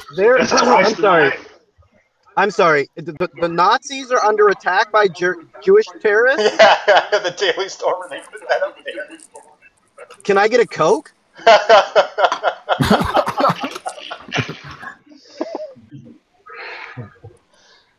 Like at that point, it's like I don't know. At that point, you just kind of like let that work itself out. Well, they're not really being attacked. They use that as their messaging, their propaganda, but really they were just being taken down by Google and GoDaddy and they figured they blame it on Jewish terrorists so that they could get more money. Well, I mean, when it comes to certain racist groups, I mean, is it anybody other than Jewish terrorists, blacks, and Mexicans? There's another like, isn't site that your that thing? you know, like nobody has hit altright.com, which is they don't post as bad shit as the Daily Stormer, but when you get down to the nitty gritty and the history of the fucking website, they're fucking Nazis.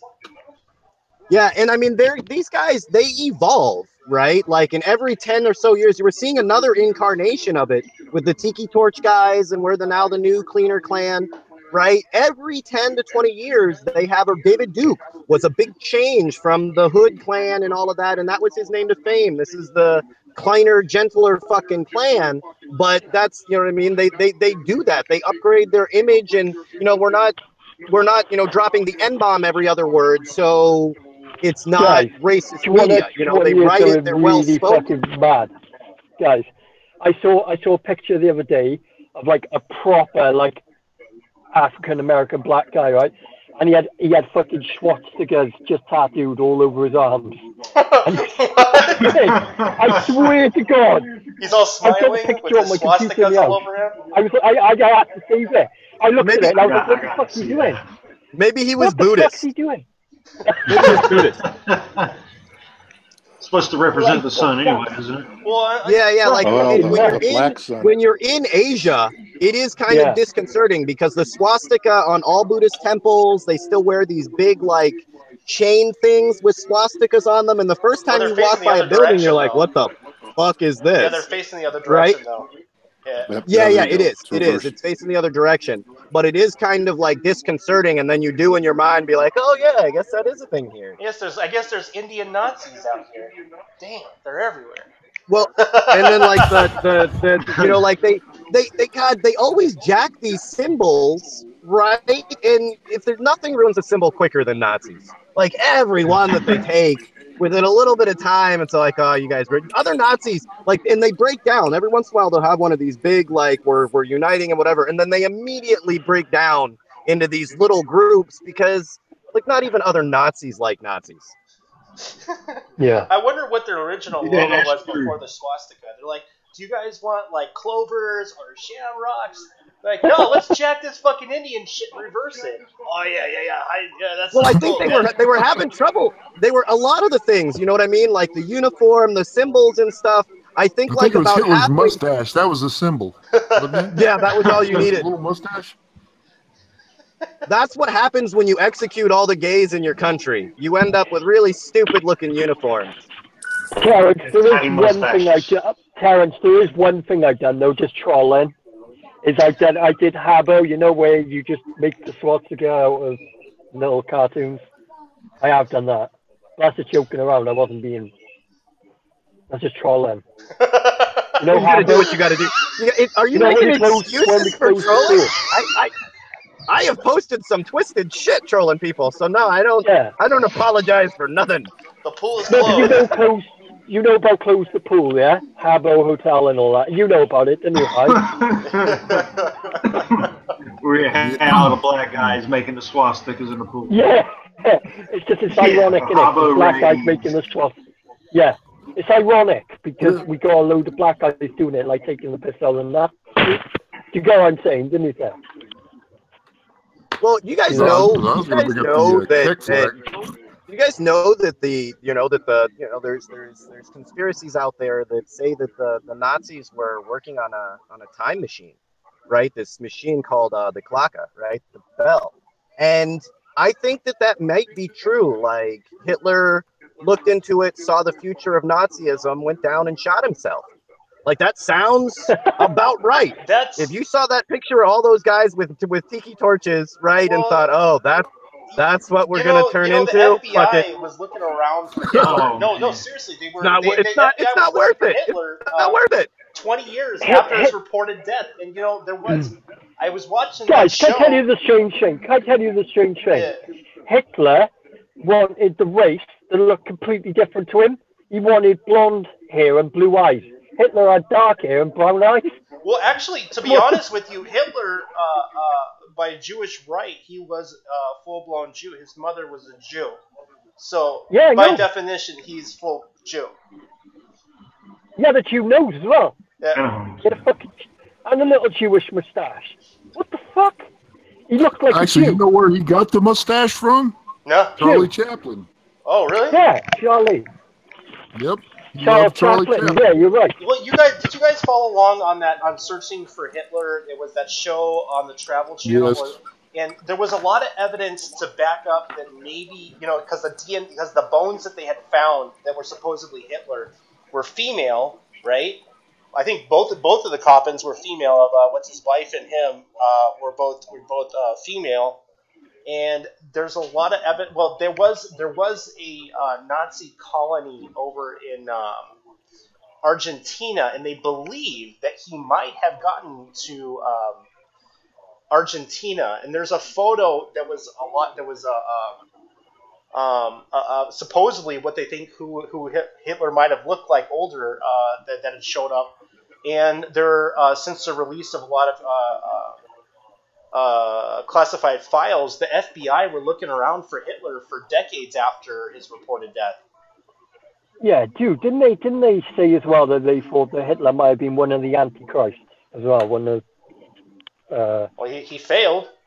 I'm not sure. No, but they reckon there was a few Antichrists on Earth, didn't they? They reckon it was Napoleon, Hitler. Saddam Hussein was supposed to have been one of them. Yeah. Stalin. And they reckon that the fourth one hasn't been found or something, and like lightning hit when the Pope stood down in history. Lightning hit the Vatican. Did you know that? That's true. Look that up.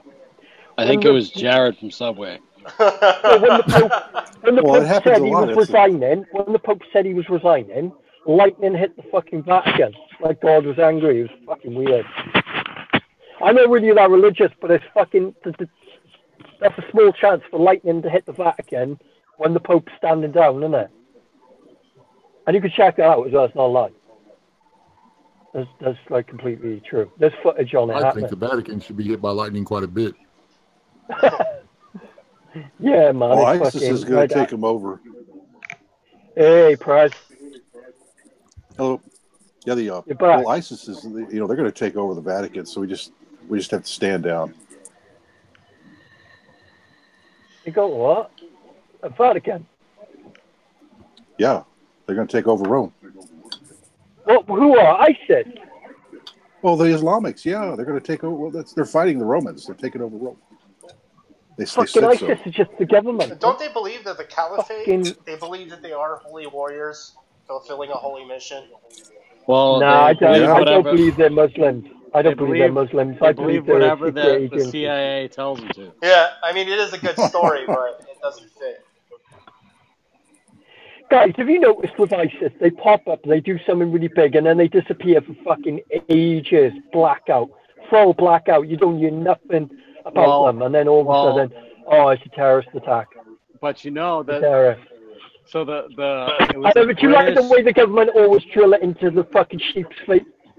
It was a British PR group, right? Big British PR group was charged $600 million to the Pentagon to create these Toyota Hollywood-type looking videos for ISIS, and they were caught. Yeah, dude, not only that, they use fucking Toyota cars as well. What they got? Yes. Car deal? Yeah, it looked beautiful. It looked better than End of Days. Like, it was the best special effects. It looked like a Hollywood film. It looked all like Hollywood films. Hey, they buy so many, they get fleet price too. Yeah. Oh, fuck. Yeah, and then they were found out, so then they made up this excuse like, oh, well, they broke into a bank and stole all the gold, and that's how they were able to afford all these videos. Yeah. I don't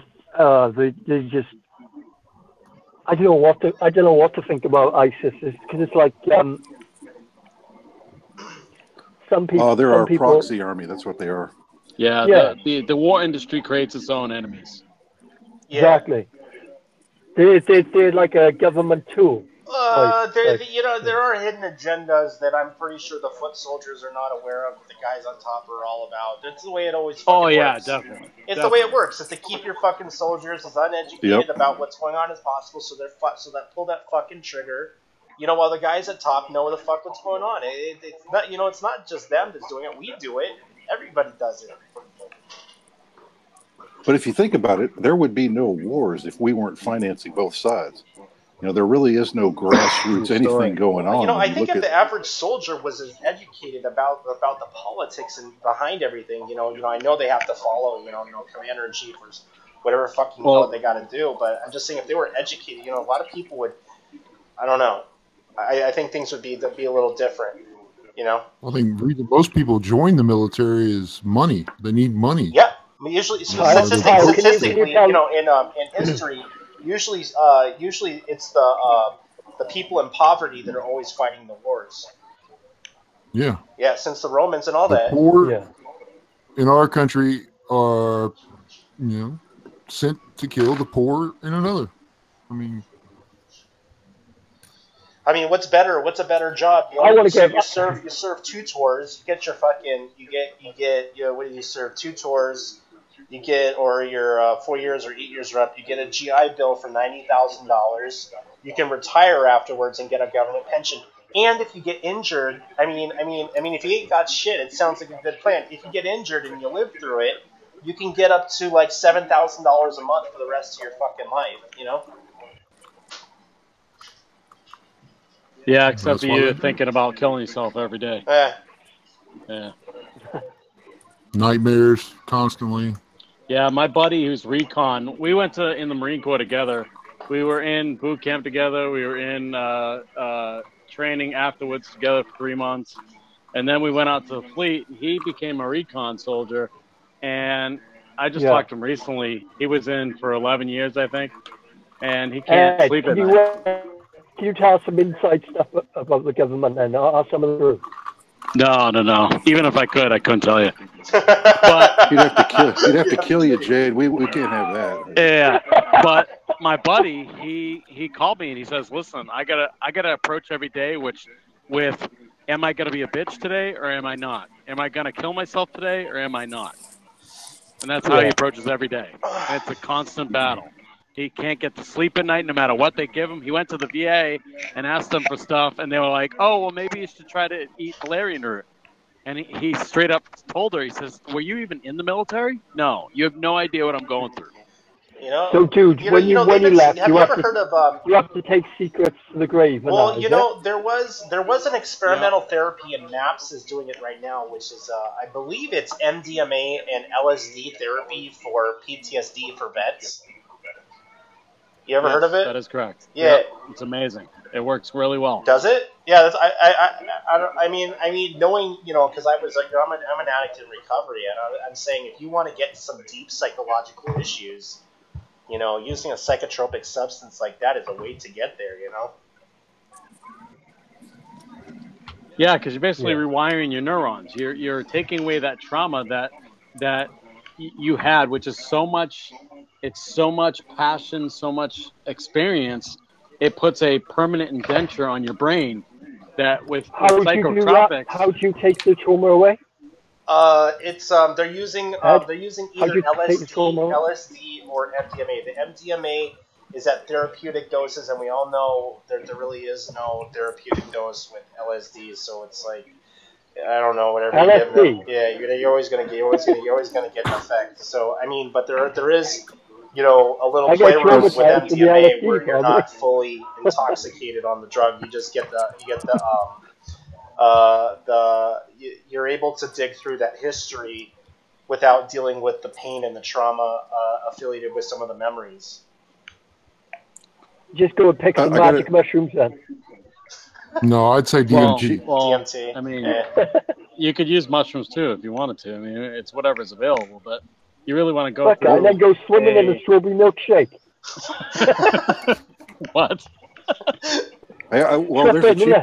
There's a cheaper way for you, Jay. You just put your fingers in a light socket, and it'll give you the same effect. It'd be cheaper too. You're trying to tell me to kill myself. What's that about, Fred? Oh my God! I can't believe you just told me to kill myself on live air. No, Do you understand how bad I control you? You understand? That's it. You're my target. I'm gonna have you when you're not expecting it. I'm gonna make you fucking ask where the water went. You wait. The water. Oh yeah. We had the flat earthers. Is that still a thing? Does anybody believe that shit? I made him believe it. I was like, what did I say? He was like, "Oh, this is the flat Earth." I said, "But where does the water go? Where does the water go? If it's flat, it just goes down the side." Yeah. Oh shoot, we lost Terrence. Is he gone? Yeah. What'd you do to him, Tyler? What?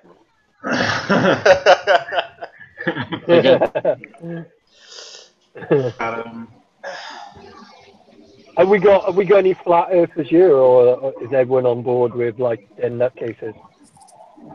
No, I'm definitely not flat Earth because sunshine. I mean, you can look at the moon, and I actually had a flat earther tell me. I said, "Well, why is the moon and all the other planets around?" Well, it's because you're seeing it from far away. Dude, the flat earther was on. The flat earther was on here with us, and he tried to say that the stars and the moon on in the sky. And as he was saying it, the stars and moon were outside the window, and I was just like, "Yeah, man, and there's no stars and moon in the sky." And I really wanted to put the camera on to show him, so he just looked like an idiot. But yeah, I'm gonna go with because when I played Minecraft and you look at the moon, it's squared, but it's still squared everywhere you look. So that means that there's a flat Earth. Well, no, it's still round. It's not a globe. See, it's just the moon is round. It's not a globe. Well, remember when that was how the argument came up. Where did the water go? Is that we were arguing with this flat earther. That I was trying to tell him some deep science shit about how gravity works and how it's the bending of space and time, and how large objects usually point the gravitational force towards the center. And I was talking to him, and he goes, "Well, I'm like, if the Earth is flat, I don't know. I think it was me. I think it was somebody else who brought that. Wouldn't the water on the Earth just kind of like fall off and go to space or whatever?" That was me. Yeah. That was me. So his response was that there's a giant wall that was built holding in the water, and I was just like, so I put up a picture of the Earth, and back then we had a logo of the Earth that was spinning. There was some other points like I brought up. He was saying the Earth isn't round, and I was just like, well, my response to him is that there's been millions and billions of dollars spent on satellites that are relying on gravitational forces that are orbiting in an orbit because it's a sphere. He goes, well, that's all fake too, and I'm like, so you're telling me that communication satellites aren't real? No, they're not real. I'm like, oh my god, dude, like where do you live? No, I mean the Earth is actually on a turtle. Like they said, it's on a turtle that swims Turtle Island. Space. Yeah, like turtle. I mean, I don't know, part of the Turtle Club. Well, that's what that guy Peter Teff said when he was asked by Unicorn Riot, "Hey, what do you where are your sources about that comment you just said about whites being killed in Africa?" And he just said the internet. He didn't know where. The internet. I saw it on Facebook once. Didn't look into it no more. Yeah. Well, actually, to be honest with you, there has been an ongoing race war down in I believe it's South Africa, if I'm correct, right? Well, that makes sense. I mean, yeah, it's been pretty bad for a while there. Yeah. I think it's one of the few places where I saw a mod kit for a car. It was called the Carjacker kit, and it was a modified car because I guess carjacking was an issue for where they had legalized or something flamethrowers that would shoot on the car if they were somebody had tried to open up the door while the doors were locked. Awesome. Well, that's like some of those armored cars. Yeah, they got taser shockers on them and smoke. Yeah, that fulfills my every Batman dream. Yeah. I'm good with that. Spray them with some CS. CS ain't that bad after the 5th time you breathe it in. Yeah, I can't say I've ever breathed that shit in. Nerve agent? It's kind of like eating a really good mustard sandwich. Is it mustard gas? Is it really? Nah, no, it couldn't be. Couldn't. No, I'm just kidding. I was gonna say. Yeah, in the Marine Corps though, we had to like have it, and like we had to get in and like take up our masks and like be okay with it itching our skin. So when I got hit with it at Standing Rock, it didn't feel so bad. I didn't panic, at least. Yeah, I was gonna say that shit's easy. Mustard gas. All you need is ammonia and bleach and a balloon to get it in. It's pretty easy to make. Yeah, most stuff you can make in your household, so it's not like we have like protection against ourselves in our own homes. But amazingly, there's, I don't know, 20 people who can get on 4 planes, but you know how that story goes. Like, I just don't get our world. It just doesn't make sense. Yeah. There's a will, there's a way. Somebody will reverse engineer a fucking weapon of mass destruction out of fucking deodorants or some shit, you know? Well, yeah, that's what I did at Standing Rock. So I didn't know how to build, but I reverse engineered the pieces needed to build that somebody else had built their building with. And then I took those pieces and I bought them and I had somebody else build our place. So you can reverse engineer anything, even not knowing how to do it. You just got to be able to find the instructions on YouTube to be able to do it. You know, speaking of Standing Rock, did you guys ever investigate? Remember how they were saying that this was some weird illness that was going on? And they said it was related to a specific brand. Totally false. This one girl, and we've talked to her recently. Her name is Lily Kincaid. She was the one that was the Rosal queen who put that out, that Rosal was killing everybody. I took a water cannon, for example, to the face, to the back, to the all over my body for like 5 hours on one day, and I swam through the river. Both times I didn't die of Rosal. So there are many people that are there. Nobody died of Rosal. But what they were saying was that people were dying of Rosal because they didn't want anybody to go back to the camp to help clear it out so they could make it look worse than it was. So the Rosal thing never came. Nothing ever came from it. I did get pneumonia. I did get bronchitis. But after 3 months, I got better. Well, I was going to say, Go ahead. What happened to the girl who had her arm pretty much almost blown off? Well, she got a lot of different surgeries, and she actually is doing better. She was just protesting up in Toronto, so she is doing better. That's Sophia Lewinsky. Big props to her. I swear I saw the guy that threw the stinger grenade that hit her, and I picked up when we did an op 2 days later. We went to the bridge and we picked up all the munitions that we could find, and we found empty stinger grenades. So we know there were stinger grenades there.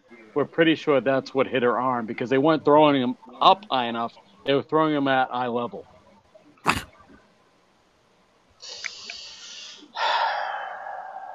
So she is doing okay. Is she gonna sue the state? Her dad's a lawyer. I hope so. Yeah. I'm sure they will. We're also. I hope she gets like $40 million and bankrupts the fucking Morton County Sheriff's Department. Well, that's what we're hoping too. In our lawsuit, I believe there's like 50 people so far. There could be more. I haven't talked to the person organizing it, but we're going after ETP, Tiger Swan, Morton County. All those guys. They just slapped him on the wrist for something for like $15,000 for something. Yeah, it was a ridiculously fine. Low. Right, it was a fine originally given for them digging up the artifacts that they did on that Saturday that they were given the information from Earth Justice. They went and dug up a whole bunch of artifacts. They were fined by the state $15,000, and then now a bigger slap in the face is they're saying, or you can donate it to any organization that you feel comfortable with in North Dakota.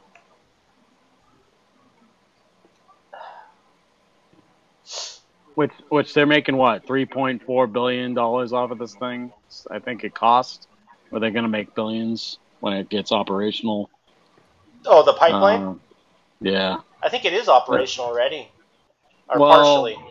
There's disputes about that, but regardless, I mean, they're still getting away with it. Whatever happened to Kelsey Warren? Did he ever get anything slapped on him for ordering guards to, or he is associated with the company that, or the initial dog attack shit?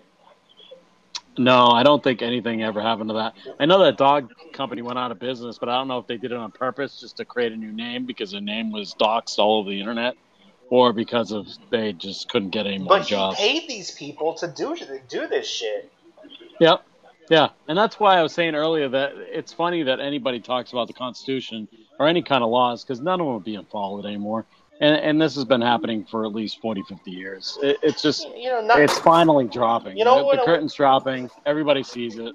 Well, when a multi-billion-dollar fucking oil pipeline is being built, I guess you can do whatever the fuck you want to get it done.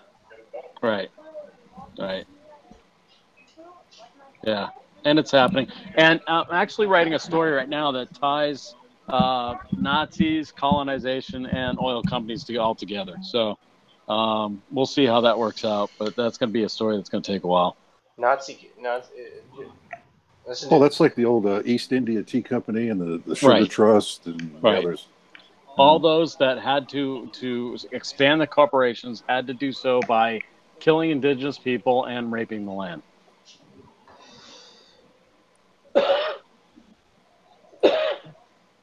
So we'll see. It's a work in progress. I was gonna say, I don't know. I haven't seen the parts the ties to the Nazis, but it wouldn't. No, I haven't either, and that's what I'm working on. I'm trying to see if there is a correlation because there's a lot of white people in charge of a lot of these companies, and they kill a lot of people in order to get these corporations, in order to get these pipelines put through in other countries. Anyway. Oh well. Well, if you want to tie it to the Nazis, just go to the Bush family. I mean, there's your tie to the Nazis. And that's probably going to be one of my ties, but I'm trying not to play like 6 degrees of separation, disgusting human beings, right? Yeah, because Prescott Bush financed the Nazis, didn't he, Kyle? Yes, he also financed both sides of the war as well. So. Yeah. He financed both sides of the war. Yeah. And a guy like Ford, I think it was Henry Ford, he supported the Nazis. I mean, there's a lot of companies that supported the Nazis in America. Well, even we did because there were no Ford plants in Germany targeted during the war, even though they knew they would make munitions because they were Ford plants. They were off limits. Interesting. Yeah, don't hit the resources, where they're at. I heard the same thing. I heard the same thing about the rules of engagement in Vietnam. That the Vietnam War, if it was a serious war to be fought and not drawn out, I was talking to one of my my friend's dads, who was there, and he was saying, I was like, well, if you really wanted the war to be over quick, you would just cut off the supply lines and bank them in. And he says, well, that was against the rules of engagement. You couldn't go after these places. Right, and you couldn't do it because they wanted the war to continue. Yeah, that's how you make the money. Wasn't it a false flag though? That they just took too far. Which one? Vietnam, not where. Yeah, no, Vietnam was a false flag. Pearl Harbor. Pearl Harbor was false. Well, it wasn't a false flag so much as they knew that they were coming, and they told everybody to back off. Well, they basically said, we're gonna. There was a letter, wasn't there, Tyler? Well, they knew there was evidence to know that the president knew 3 days beforehand that there was going to be Right. an attack in Pearl Harbor, and they basically didn't tell them to do anything. They just let them They stay needed there. a bomb somewhere. That's what the letter said, wasn't it? It's something like, oh, we need a bomb. Yeah, and there was the one We guy need to do that that. said, "No, fuck that, I'm going to go anyway." And after that, he was systematically dismissed. I think he did some jail time for disobeying orders.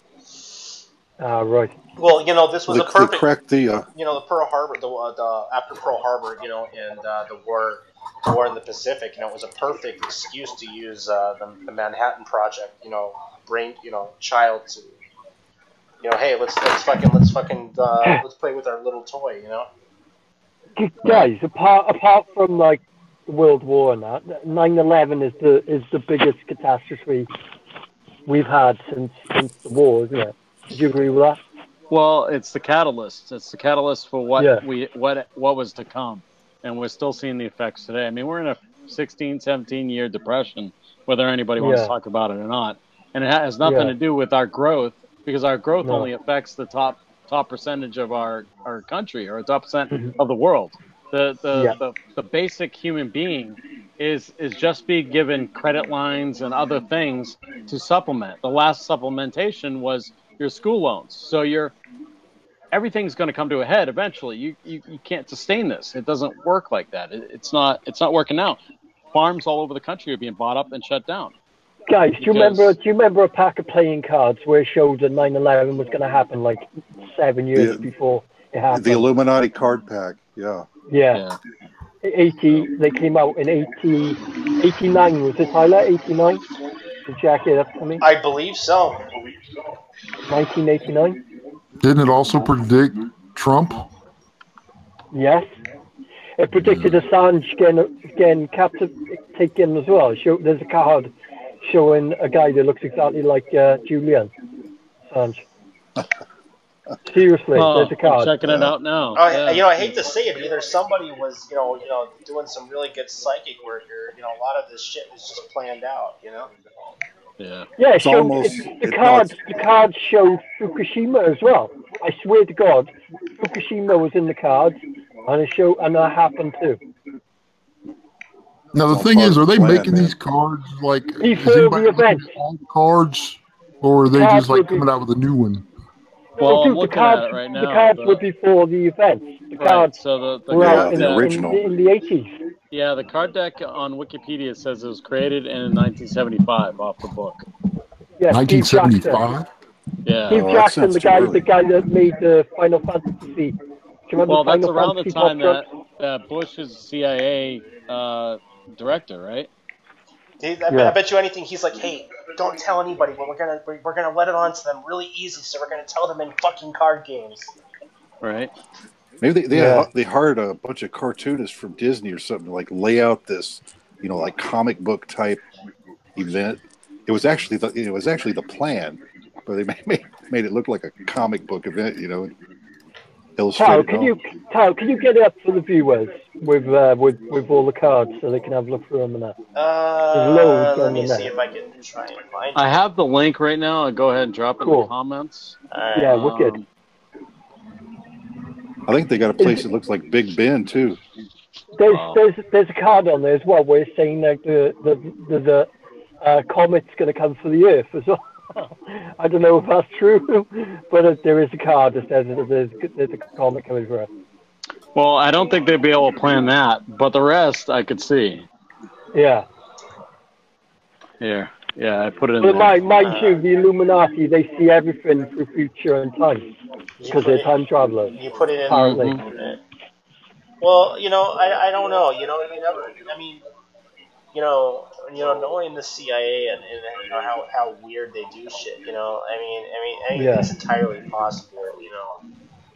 Do you know what I reckon? I reckon they got alien technology, and I reckon that alien technology can fucking send you through time zones. Like you can go back in time and forward in time. They have an office of alien affairs that has all of Nikola Tesla's patents on all his technology, everything. Do you know the weird thing is? You know when David Rockefeller died? His own family, someone in his own family said, "Oh, his time on this plane is done, but now he goes to another plane as well. That's just something really weird for a normal human being to say about the granddad. Not so much. So No. most of indigenous cultures and anything beyond colonization, except for Catholics, believe in an afterlife of some sort. He wasn't a fucking Catholic, man. Yeah. Well, Catholics believe. Yeah. He's a fucking lizard. What? No, there were some weird pictures that were taken of him not long before he died, and they showed, you've seen it, Tyler, didn't you? It was like weird drawings in his face and stuff. Who? When they put the light on him. Rockefeller. Yeah, you know, that His was skin. that was reversal. You know, you can get a lot of anomalies. You know, as I do when you do negatives on and weird lighting effects on videos. But you know, I mean, if you're gonna say anything, you know, I mean, you'd have to. You probably. I still believe he was a hybrid. I still believe that the elite hybrids. I believe that they are fallen angels, and they need to destroy what we are to bring peace to the universe. That's what they believe. I mean, who could be against that? It's a great plan. But if you think about it, right? If you look at the currency, if you look at a dollar bill, that triangle that's alien. That's very alien-like with the eye. Well, you know, it wasn't. You know, it's not the eye of Providence. You know, which is it's the eye of. No, that's not the symbol. Horus. Yeah, the eye of Horus. I thought that was the eye of The eye of Horus is. Eye of Horus. The eye of Horus is supposed is the left eye. The eye of Providence is the all-seeing eye, and that's not the symbol that really kind of gets. No, Tyler, you got it all wrong, man. The eye of Providence is a good symbol. Am I the wrong? Eye of Horus is evil. Oh, anyway, so that's not the symbol. So they're covering it up. They're trying to say that the dollar bill is good. But that's not the symbol. But really, it's the Eye of Horus. But okay, all right. But that's not the symbol. That's not the symbol on the dollar bill that really intrigues me. What does intrigue me is they have a microscopic owl on the dollar bill, but that's not the thing that disturbs me. If you look into the old Illuminati symbolism and the history of the owl. Yeah, you want to go the owl in the corner of the currency. Yes, there's an owl. The original logo for the Bavarian Illuminati was an owl. Just saying. Yeah, the Babylonian owl. I know what you're on about. I've seen it in I saw it on in the old there's an old document that still floats around from the old 1700s of the Bavarian Illuminati used to use an owl for their symbolism. Yeah, there's the same owl as that Temple of Orgy Island and Bohemian Grove. Bohemian Grove use it, and yeah. Everybody, you know what? Alex Jones. I was actually telling somebody that Alex Jones. They worship a fucking owl. Alex Jones got that I was actually just wrong. looking at Alex Jones said that deity was Molech, and if you look up the history of Molech, Molech is not an owl. Molech is a bull. God of human sacrifice. Yes, statistically and historically, and I've been trying to tell people this for a long time. Historically, okay, if you want to get into evil creatures in religious iconography, all right, there's a few owl deities that come up, and one of them happens to be related to a biblical scripture of an owl-like woman, which they call Lilith in the back of the Bible. Or she's not even her name's only mentioned I think once in the Bible. But I'm saying that Alex Jones and all these people got it wrong. Now is the imagery related of the owl to that? I have no fucking clue. But I am saying that the owl was the original symbol for the Illuminati. Yeah. Now an owl it sees in the dark. It's all seeing, isn't it? Huh? Well, an owl in the Hellenistic period was wisdom. The Greeks used an owl for so it has changed depending on area and time period. Yeah, but Alex Jones in that Bohemian Grove documentary completely got that one wrong. And the Illuminati didn't start with Rockefeller and Rothschild. It started with Adam Weishaupt. Adam Weishaupt, yeah. Yeah. There's a picture on Google actually saying he started it on the eve of all high witches. That's really creepy. Oh. He started the Illuminati on the day of high witches. They're a cult. That's why you do that.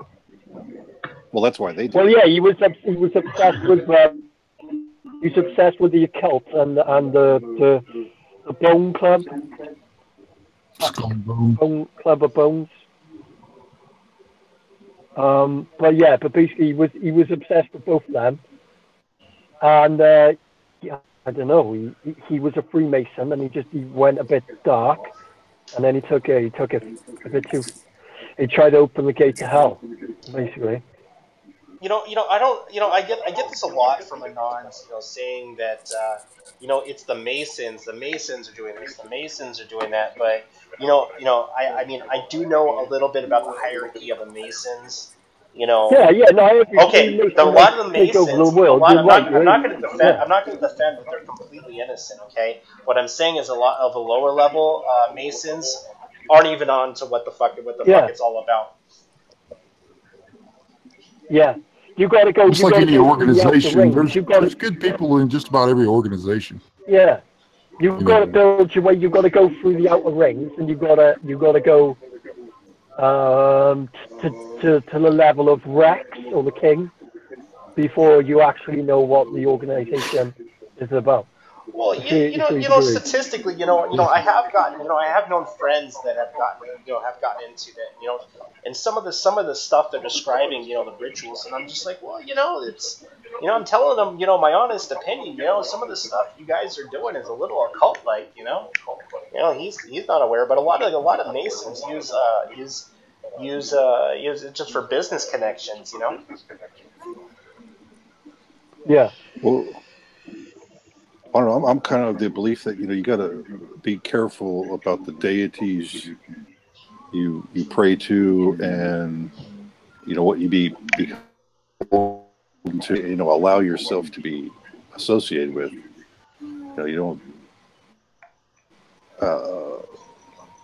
You don't know what you're tapping into, I guess, is a better way to describe it. Well, even the order of the Eastern Star, which is the order of the Eastern Star, which is like another order of the Masons. Hillary Clinton is a high Mason of the Order of the Eastern Star. Yeah, but their symbolism is a straight up pentagram, and it's not kind of sort of. It's a pentagram. Yeah. Yeah. Well, have you noticed the stars in the Republican Party picture? The stars are turned now. That started in 2006. I wasn't aware of that. Yeah.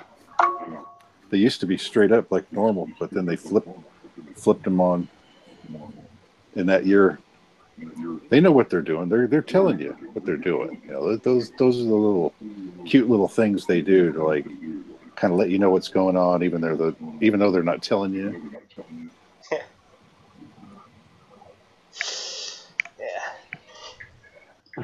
Yeah, like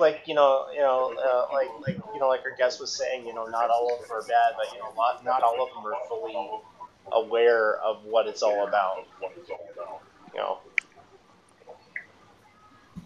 Well, you can kind of invert that though. You could be assured that the people at the top, they're all bad. Yeah.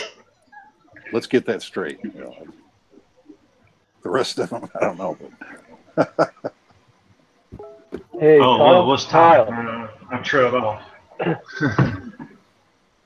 Kyle.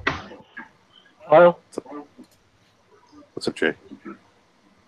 Guys, can you hear me? Yeah. Huh? Guys, Jeff wants to come on. Do you reckon we could give him a chance? It's quiet, isn't it? Sure. Nothing really. I reckon we should give him a.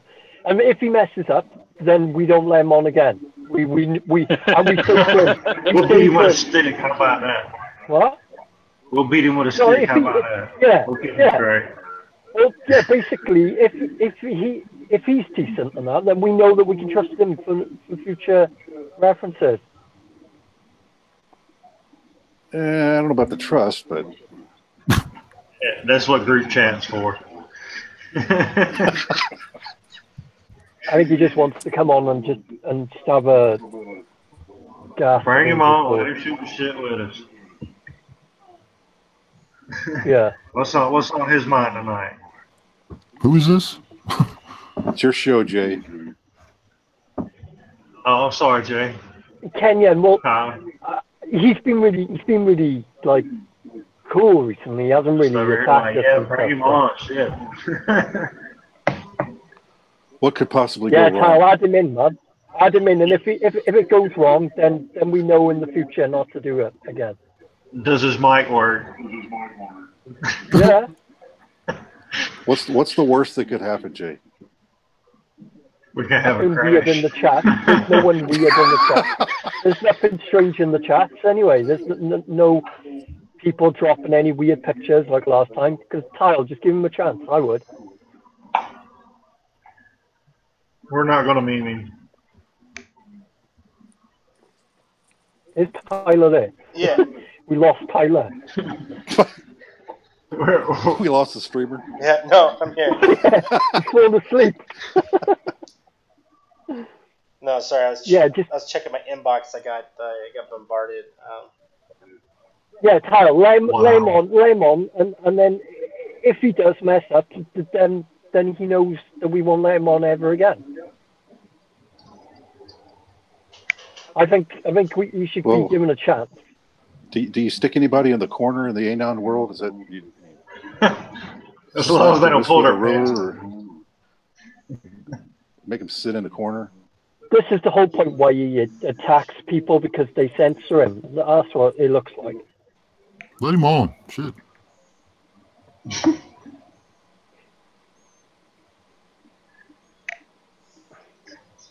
Well, anyway, so about. So you got any questions? How can he? Yeah, he can't hack us right now, Kyle.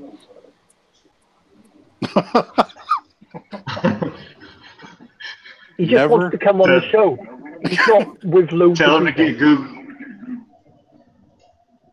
What's the story behind the app it? we're using. What? I guess that's not registered, Jay. You gotta move on. Okay, man. Well, no one's listening to me. No, but I was sorry. I was on a roll. So I was running into some anons, that were watching a lot of YouTube videos, a lot about what's going on, and the conspiracy theories about, I even had to I was trying not to be a bad troll and kind of educate this guy who had entered a chat room, and he's not the only one who thinks like this. A lot of it's revolving around the Masons, but I had to correct this guy who wasn't really educated. There are worse orders than the Masons out there. I can actually name a few. One of them, I believe, is the OTL, right? There's even other orders that go a little even more in depth into the occult. I think one of them was because what's his name was a Mason. Al Crowley was a Mason, and his little student or his friend created another group called the Order of the Golden Dawn.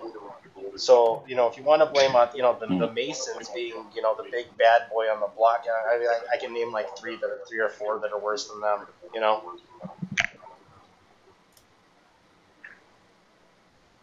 So what we need to do is we need to join Skull and Bones and the Masons and just totally dismantle them, right? Well, I mean, that would be, it's not like they really hide. They have registered, temples all over the place. I think they're 501c3. They have documented. It's not really hard to infiltrate them. You could just probably go join if you wanted to.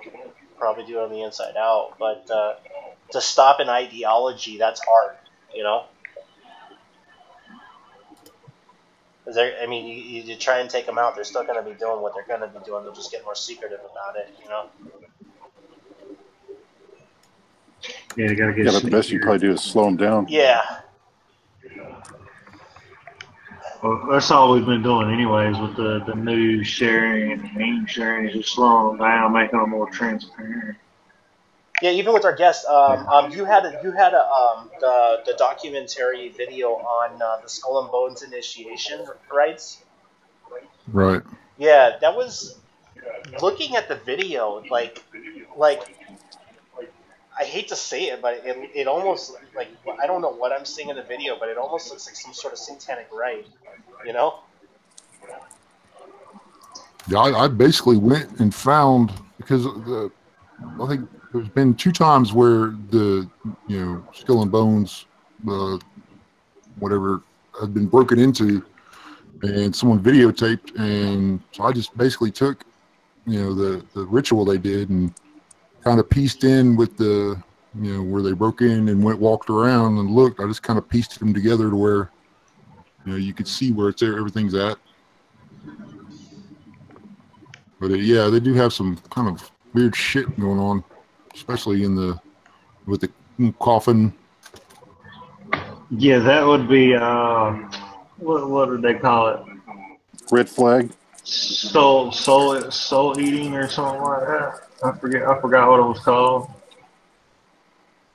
Yeah, I don't know, but what I was seeing in the Thank you. initiation rites was definitely, if it wasn't a satanic ritual, I don't know what the fuck was. I don't know. I you know what I'm saying? It could be Luciferian. I mean, Luciferian, same thing. Yeah.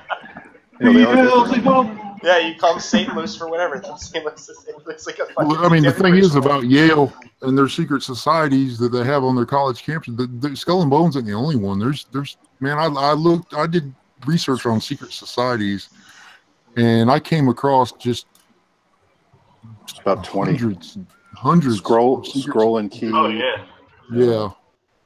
I wasn't aware of that. They're expanding. I thought the Skull and Bones was the only one on that campus. No, well, they're the ones that Bush was a part of. Yeah, they're a little weird. They only choose 9 initiatives for the year, and that's it. That's it. What is the correlation between the number 311 or whatever the hell it is? It adds up to 7, and that is the one secret society that no one really talks about. Is the I think it's the Flat Hat Club's one. The Sevens. I'm trying to think of what exactly. Quill and Daggers, Skull and Bones. Let's see. There's so many. It's just ridiculous, and they're in every college, everywhere. Every college has a secret club or whatever. Yeah, they keep expanding to more and more schools. I mean, they're getting everywhere. Well, you know what? Better to recruit people that are going to be loyal to, an occult like place, and then get them into places of power where they not are swearing allegiance to, the people, or they're not serving the people. They're serving a hidden agenda that's related to whatever these people want, and they have really deep ties to the occult, Yeah, the seven society is pretty much, I don't know, one of the first ones. That and the Flat Hat Club were one of the first secret societies that, in colleges. Those were the first ones, and they had prominent members as well. It wasn't just Skull and Bones. All these secret societies had prominent known people in it. Yeah, I haven't heard of the flat hat. Flat Hat. Flat Hat. I haven't heard of that. Flat Hat. No. The problem with secret societies is they're always tied to subversive movements against government. That's the commonality, no matter what you've called them over the centuries. They always engage in that kind of behavior. Yeah. Terrence is back. Well, yeah, their you know, their allegiance is to an agenda, not to what's in favor. You know, essentially doing their job. You know, and you know, since a lot of them are really, you know, we don't sure what their true agenda. Well, I think You shut the door. You guys are going out. Yeah. Okay. But Thomas Jefferson was a member of the Flat Hat Club. I wasn't aware of that. Smooth. I do know that George Washington was a Mason, and so was Benjamin Franklin, and a lot of other presidents were. But Yeah, I mean most presidents were Freemasons, if not all. Oh yeah, all on the signed the Declaration of Independence except for like what, 3 or 4. Yeah, and I mean even the ones that, like, there was one group that was real proud about openly being Masons, and then there was a whole nother group that, you know, kind of felt that it should be much more secretive. So just because, you know, they were big in the church or, you know, other factors, that it wasn't that they couldn't say that they were Freemasons. Yeah, I mean most, if not all, the presidents were Freemasons.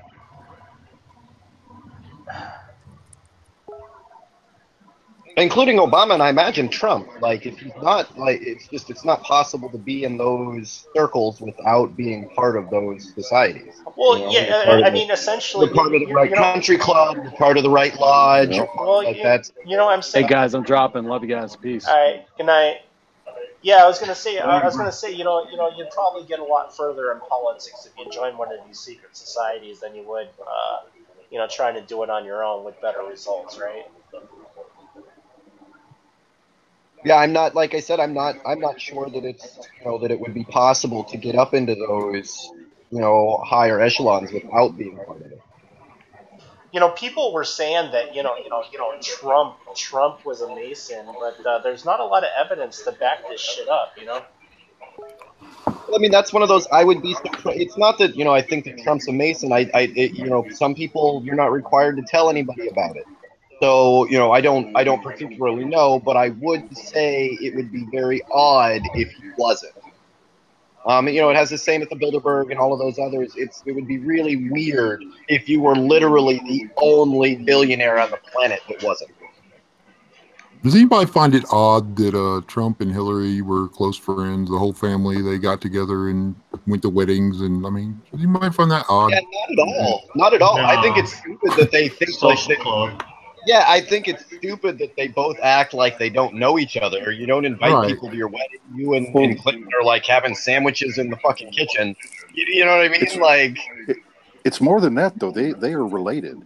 Obama, the Clintons, Kerry, Bush. yeah, the Bushes.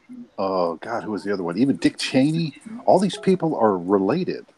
You don't get to be in the club if you're not a bloodline family. You know, that's the key to all of it. Dick Beyond Cheney, the Masons. fucking Darth Vader. but like that's the club.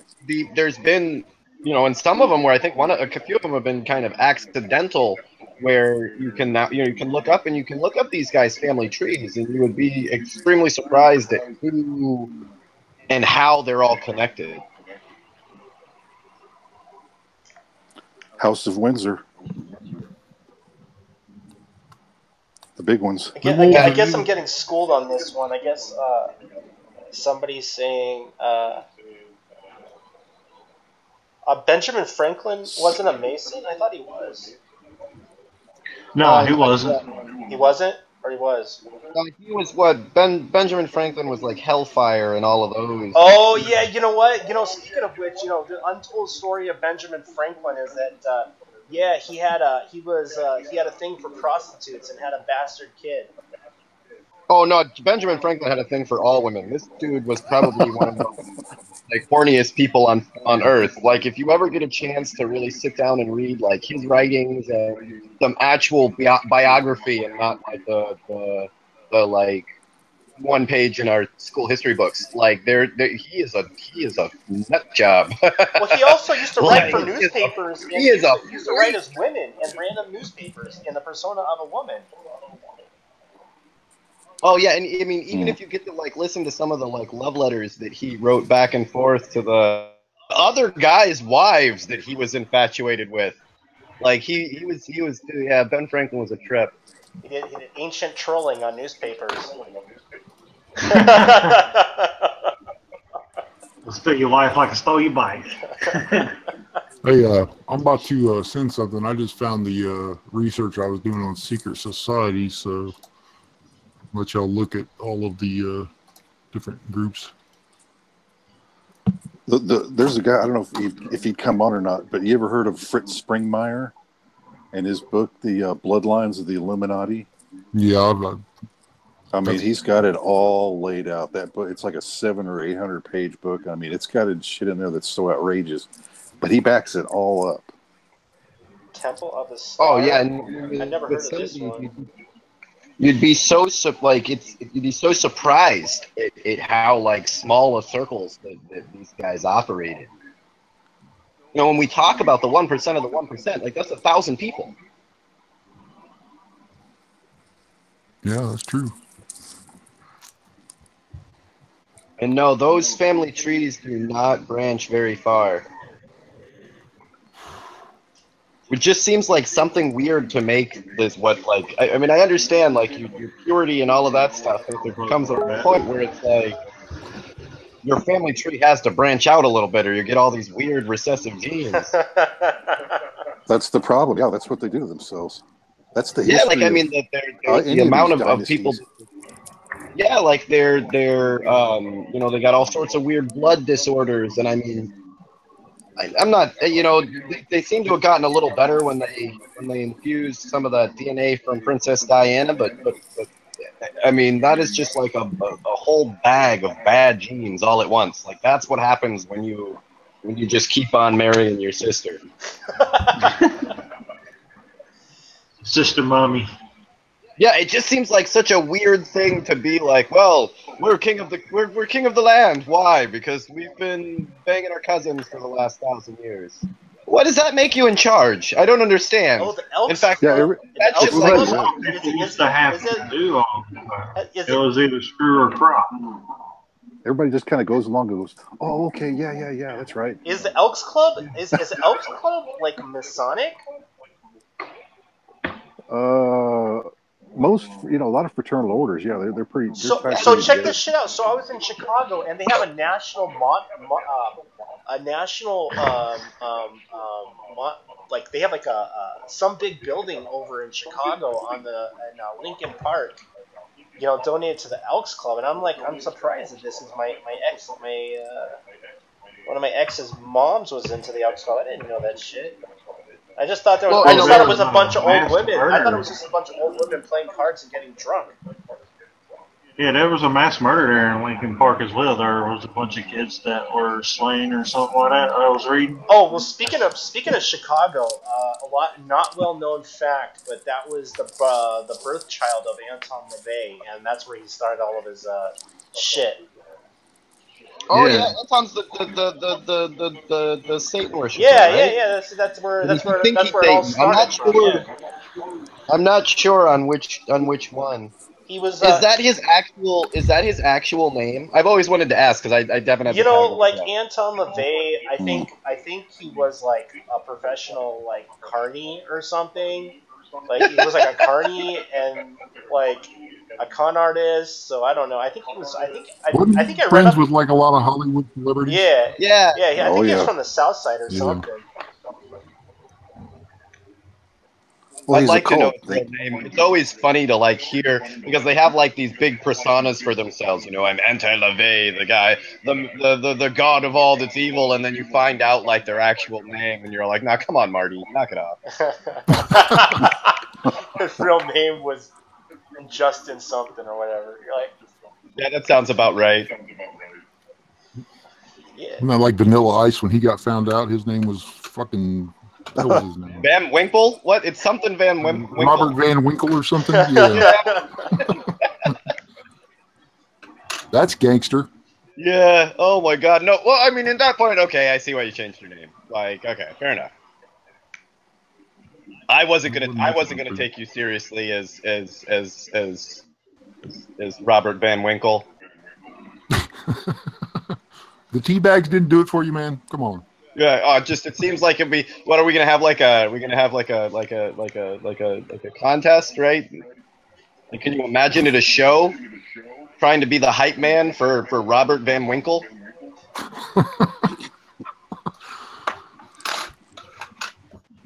And you're not like a house band or something.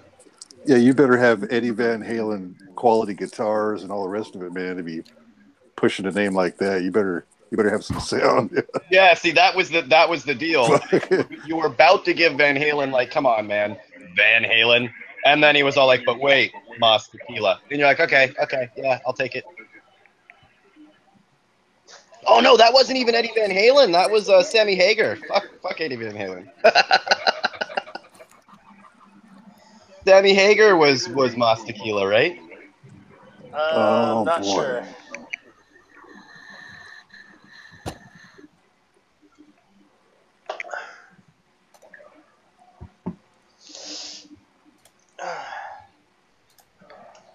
So the Elks. This is news to me, and I thought I knew a lot. Damn. You need to look up that YouTube video, Tyler, of that. I think he was the guitarist for Scorpions. It might be Michael Schenker admitting that he went to a snuff party. He paid $100,000 to go to a snuff party. He retracted that, I think. I think he retracted that or something. That he was just bullshitting. Yeah. Oh, really? He's Well, like, oh shit, bad. I fucking told everybody I did something. Yeah. He sounded pretty serious at the time he was saying it. Yeah. That's the thing. No one really knows what the truth is, and that's the thing that irritates me. I mean, I'd like to know, at least one thing, whether the facts on it, like whether it be the JFK assassination. I'd like to know just the truth on one thing. Well, my belief is that JFK was assassinated because of the what was it, 000, whatever the fuck it was, the one where he was going to abolish the Federal Reserve. Yeah. Yep, I seriously believe that. Do I think that communist story, the communist fucking assassinate or whatever the fuck whatever the fuck his name was, I can't remember at the moment. Assassinated him because of some communist agenda. I don't fucking believe it. Have you heard of the Gemstone Files? No. Interesting. It goes into another reason why he was killed, and it has to do with Onassis. Aristotle Onassis. That he was JFK pretty much betrayed him, and he had him killed, and then he took his wife, which he did. Wasn't there a smoking gun on what's his name, the shooter's ring? What the fuck? And then they found it later.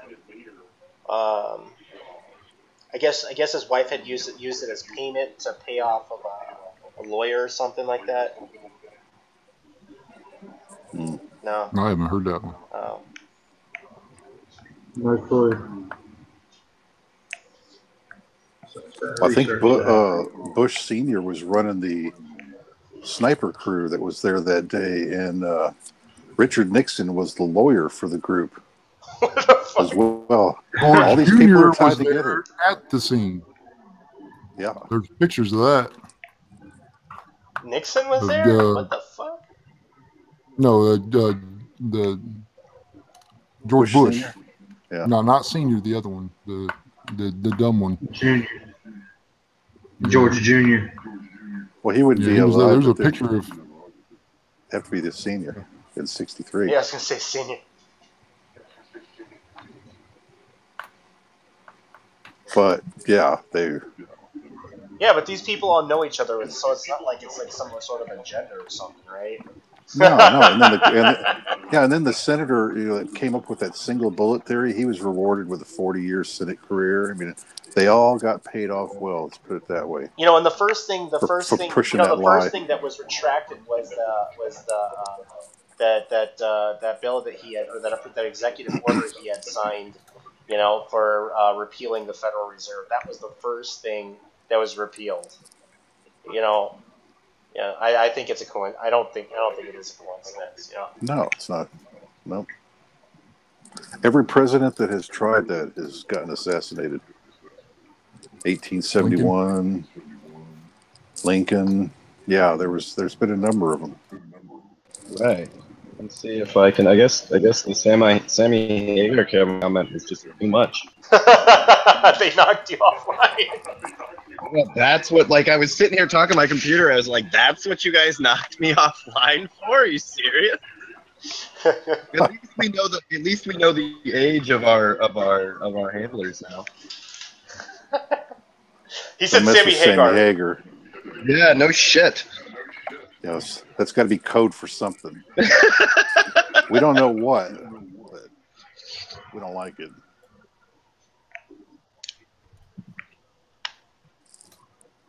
So where were we at? What did I The Kennedy assassination. Whoa. Yeah. You don't even know where to start, like, with the list, with just everything that he was doing, the stuff that his brother was doing, like, the list of people that would want him dead are really long. Well, I mean, I always thought it was in relation to the executive order that he signed to try to repeal the Federal Reserve, so...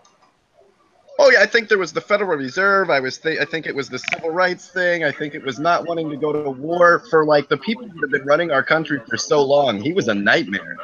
Yeah. Yeah, he wouldn't. The CIA, him pulling the support from Cuba. Yeah, I mean, it was just like he was seriously, he was working for the people, but he was pissing everyone off. Even the mob, I think he had, it might have been Bobby going after Carlos Marcellos. He was a big and I mean, cartel their family, like kingpin figure. And their family owed the mafia quite a bit, and were kind of promised that they would let certain things go, and right away he was on them. I love it. He's one of those people that you can only imagine what the world would have been like if he wasn't taken from him. Holy shit! I'm seeing that picture of Bush Senior. He looks the same back then as he did when he was in prison. It's like he's like perma old.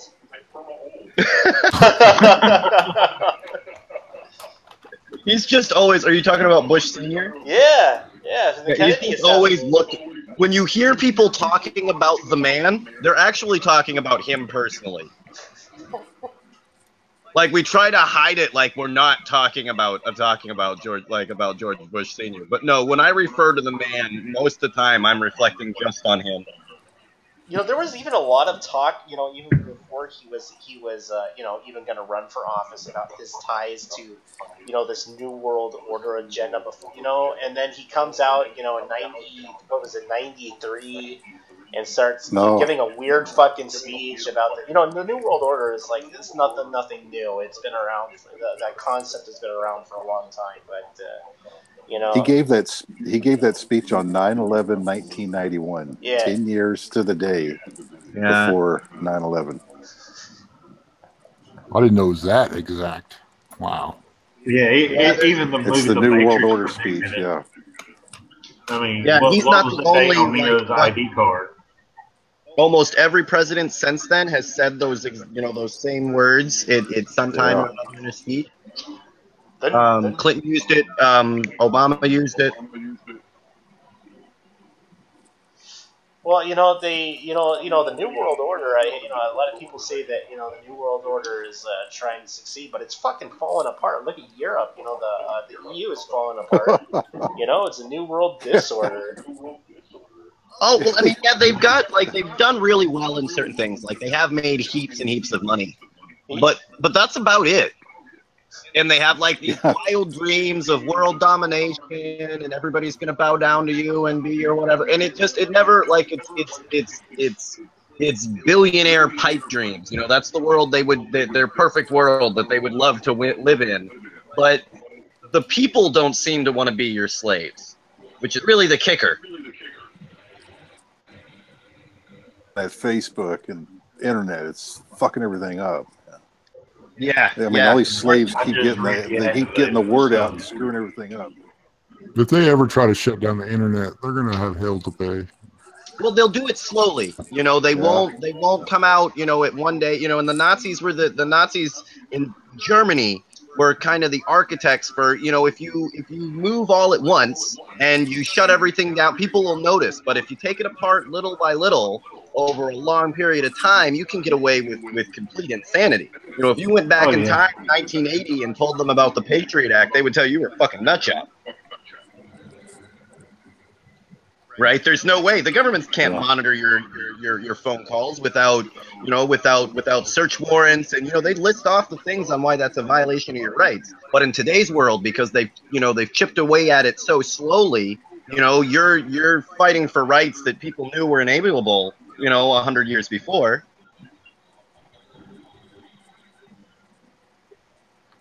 You know, that's why we need to, you know, draw a line in the sand before, you know, they completely, before it's too late. Well, we might have to. I mean, the people may have to rewrite, you know, what we see as a constitution. It might come back down to those things where we need to really, and I'm not just talking about amendments, but go through and look. The power stays with the people. I don't care how much money you have. I don't care whether you're a corporation. I don't care if there's 5 of you working together. I don't care if you're, you know, if you're slaving people out on the other side of the world, right? The power stays with the people, and we may need to write that in solid terms, because we gave them some leeway that we probably shouldn't have. Yeah, they're making too many decisions for us. We're way too dependent on whoever. And a lot of people dependent on welfare.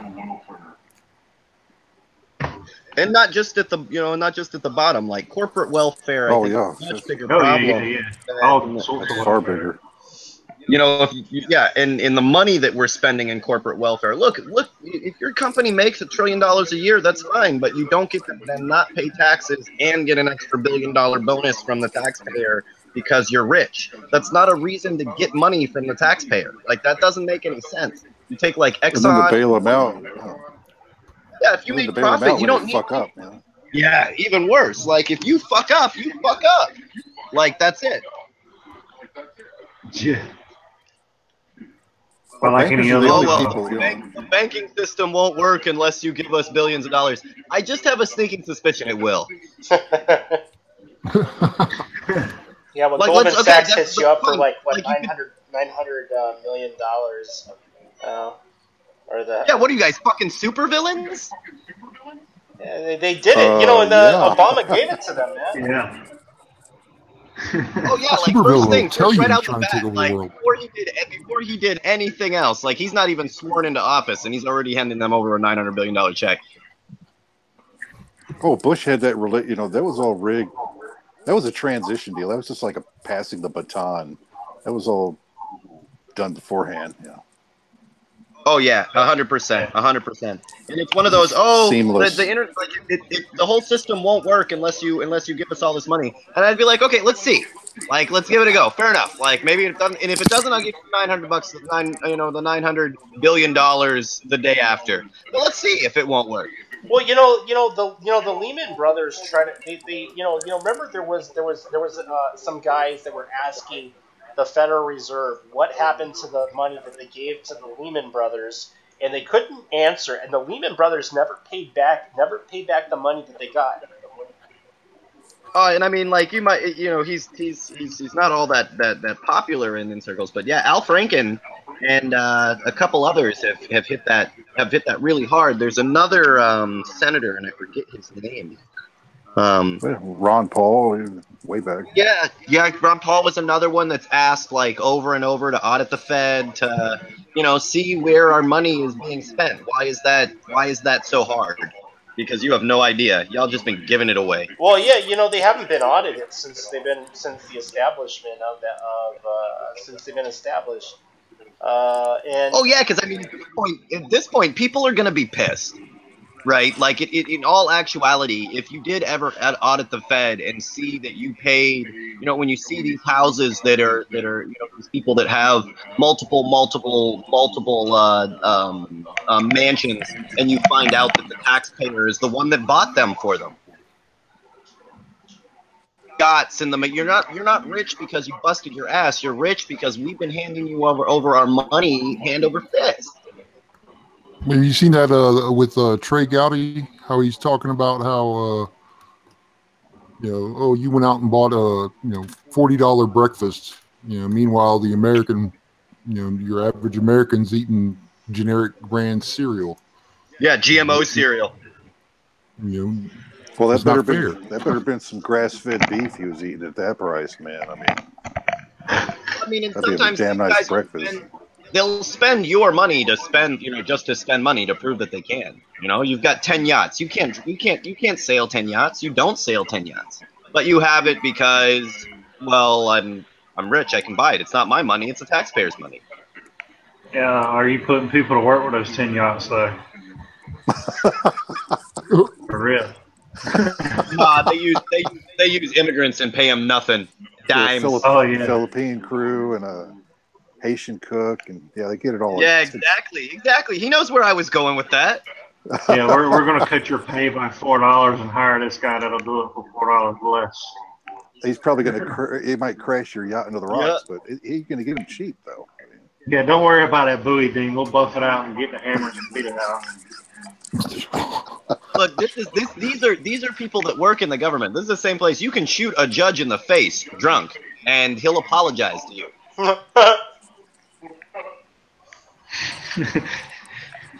Isn't that what Cheney did? Oh yeah, shot a judge in the face. Like, you know what I mean? You can't get any more corrupt than that. Or in Texas, you shot a judge in the face drunk, and it's like, don't worry about it. Shit happens. Accidents happen. Yeah, you don't need to call the sheriff or anything. It's just between us guys, Yeah.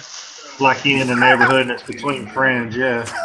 Yeah, we can't tell anybody about this. Sorry, stab you in the kneecap. Let me get that for you.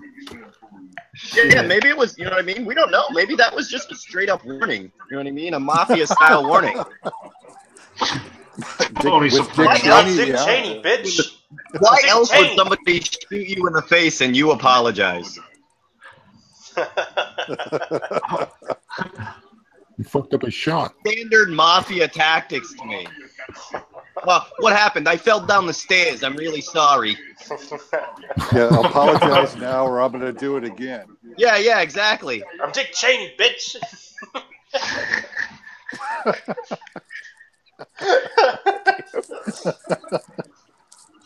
Here, drinking my Cavassier, shooting judges in the face.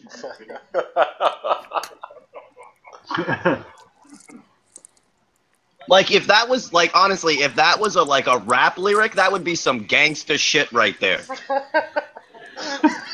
Blast the cap in that judge. Yeah, look, you can talk about cop killing all day, motherfucker. I'm shooting judges in the face.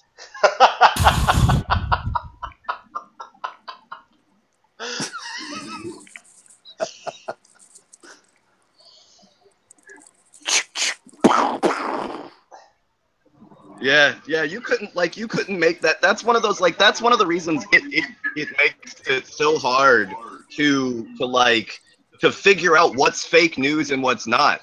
Because you'll read something like that, Dick Cheney shoots judge in the face, and you want to be like, there's no way. Come on. That didn't happen. That's fake. That is fake. And you'll read it and you'll be like, no shit. It was kind of like the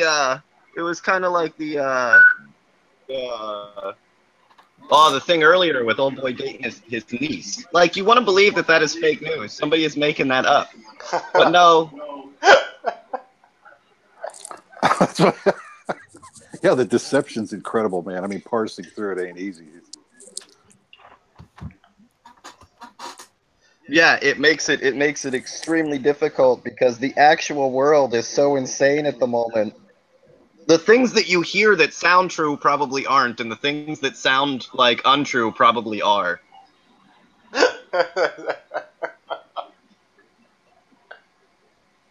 Like a Ark of Gabriel. You didn't threaten to attack North Korea and then sail to Australia, did you? Oh, yeah, I guess. Yep, you did. That happened. Cool. That'll show them. Stranger than fiction there, my friend. Well, yeah, so North Korea backed off now, and said, nah, we're not going to shoot the rocket at Guam. And our response to that was, North Korea may be trying to attack us with cyber attacks. Remember we were Don't talking. be surprised. He's that creepy kid in the back of the classroom. That's always like doing weird shit. When he was growing up, like like Babe Billy's playing with ball, and there's another kid playing jump rope, and there's Kim Jong Un who's like drawing like pictures, like I'm gonna blow up the U.S. Yeah. but look at now. Hey, but look at that guy's haircut, man. Like earlier this week, you were talking like everybody was talking that this was the end of the world, right? That we were going to all die in a nuclear war. Like the computer hacking, that doesn't really seem quite as bad. Like after being bombarded with that for a week, I can't get quite so upset. Like compared to the destruction of the entire planet in nuclear winter, that. Remember what happened when they made the movie, the stoners, those two stoners, they made Franco, whatever the fuck it was, and they made that movie, and then Kim Jong-un gets pissed about it, so he fucking hacks Sony. And then, remember? The interview. Yeah. He's like, which is impressive, because I think the whole country only has one computer. Well, they actually only have 19 domains, and the setup of the websites are like 1990-ish, Yeah, which is what blows my mind, and that they're all like, oh, we may be attacked by North Korea. What am I paying the NSA to do? Like, what? You're spy on you with a guy like a Tandy 86 in the middle of North Korea. They've got the most powerful supercomputers in the world, an unlimited bid budget, and like 500,000 people. What are you guys doing? They're counting my butt crack hairs is what they're doing, man. Yeah, they're listening to our show and like water protectors phone calls.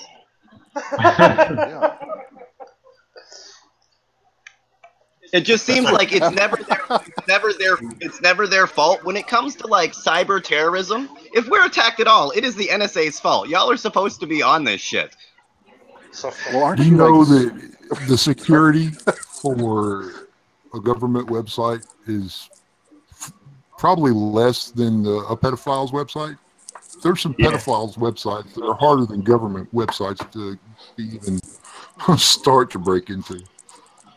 They have more to hide. Even then, like the people that are arguing, like, oh no, the Russians and the Chinese could hack our accounts. What are they going to do? They're going to release heaps of information that your government didn't want you to know that they've hidden in illegal emails. Oh, well, can they still do? Like, I'm not quite as upset about that anymore. Like, oh no, what are they going to do? They're going to hack your system and release the rest of Clinton's emails. Oh, can they get on that then? Like, thanks.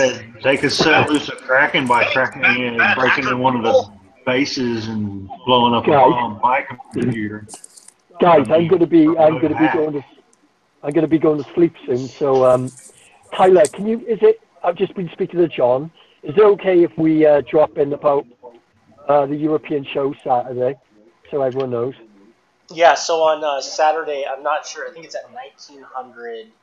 UK time, there will be another show airing on ABB. Will be the ABB Anonymous Bites Back Europe. Yeah, cool. Exciting stuff, guys. We're expanding. We are expanding. Man, am I going to get a raise, Jay? You could have two cookies. You're going to have to write zeros for it. Are you just going to give me another title but no money? Is that the deal? I don't even think I have a title. What's the title? Well, I don't start me off, Press. You're laughing. I think I get the snap. I get the snap your fingers is the most I got. You know that guy that's on here every once in a while. God, what is his name? Terrence. There we go. Preston can pretty much get anyone to laugh. That's when you know you're valuable, right? When you can't remember your name. Yeah.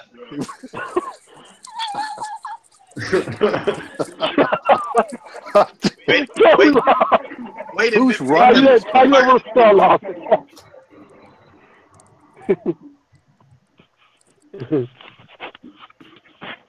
What was that? No, but that is cool. I mean, if we can get enough audience around the world, I mean, not us specifically, but just, movements in general, people that are willing to sit down and speak the truth, whether it's easy to take or not, I would love to see that become the new standard for media. We got ABB. What's the time? We got ABB Canada, ABB Europe, ABB Australia, and we're even thinking about doing an ABB Africa if we can sort out a streamer. So we're expanding big time. Well, maybe I can do ABB Africa. I'll go there and at least I'll have better internet service. We need to be on every continent, Jay. Yeah, we need to be Antarctica. everywhere. We're basically going global. So because we're not fucking around anymore. In all actuality, we all have blinders on. We're only getting a little bit of the information of what's going on in the world as far as truth is concerned. Same with Europe is only a little bit of what's going on in America and Asia, and it would be cool to undermine that whole control of information game. So if we start having shows in all different areas, like with this show now, tonight we've hit 30,000 views. Yeah, there were 7.2 thousand views over 2 hours ago. Fuck, really? Yeah. Shit. We've had episodes on. We've had episodes where we had a couple of them.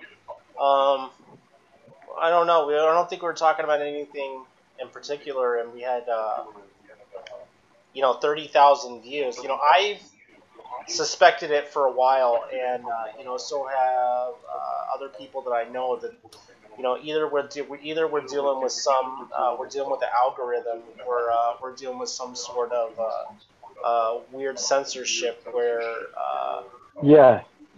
Oh yeah, I'm sure NSA is listening, waiting for keywords. Well, it's not that. Like, I'll be checking. What it could be doing is we could be I could be dealing with a programming error, because when I'm looking at how many viewers are on there, somebody else is saying no, there's 100. I'm like, no, I only see 29. I'm like, refresh, and theirs is still saying the other side. So.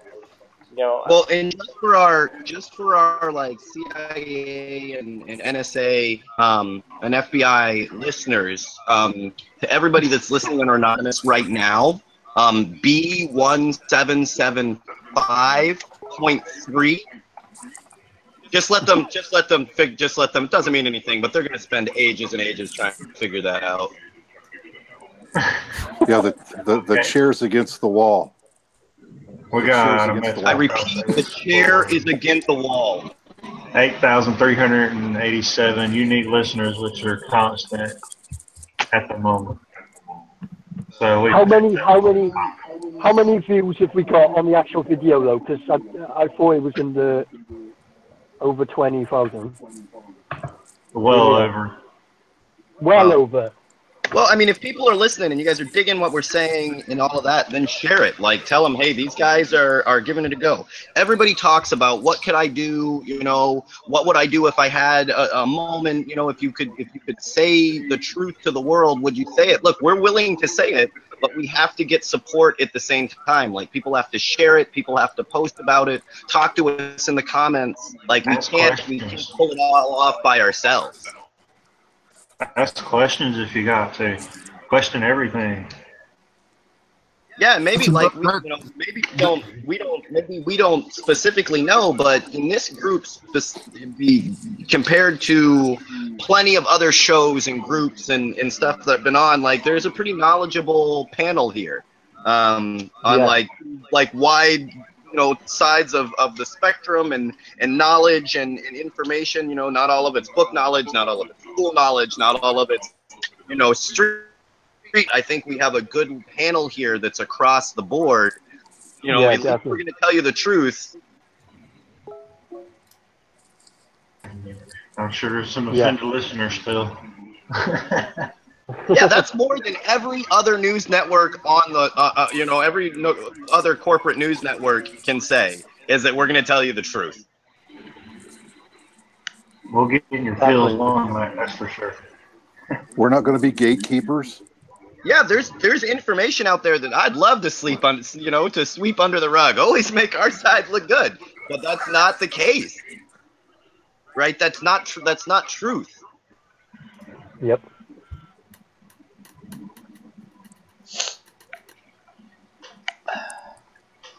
Oh, Well, that's another thing I'd like to say about the YouTube channel I have is I try to get people, just whoever has something they want to say to send me a transcript. I'll make a video on it.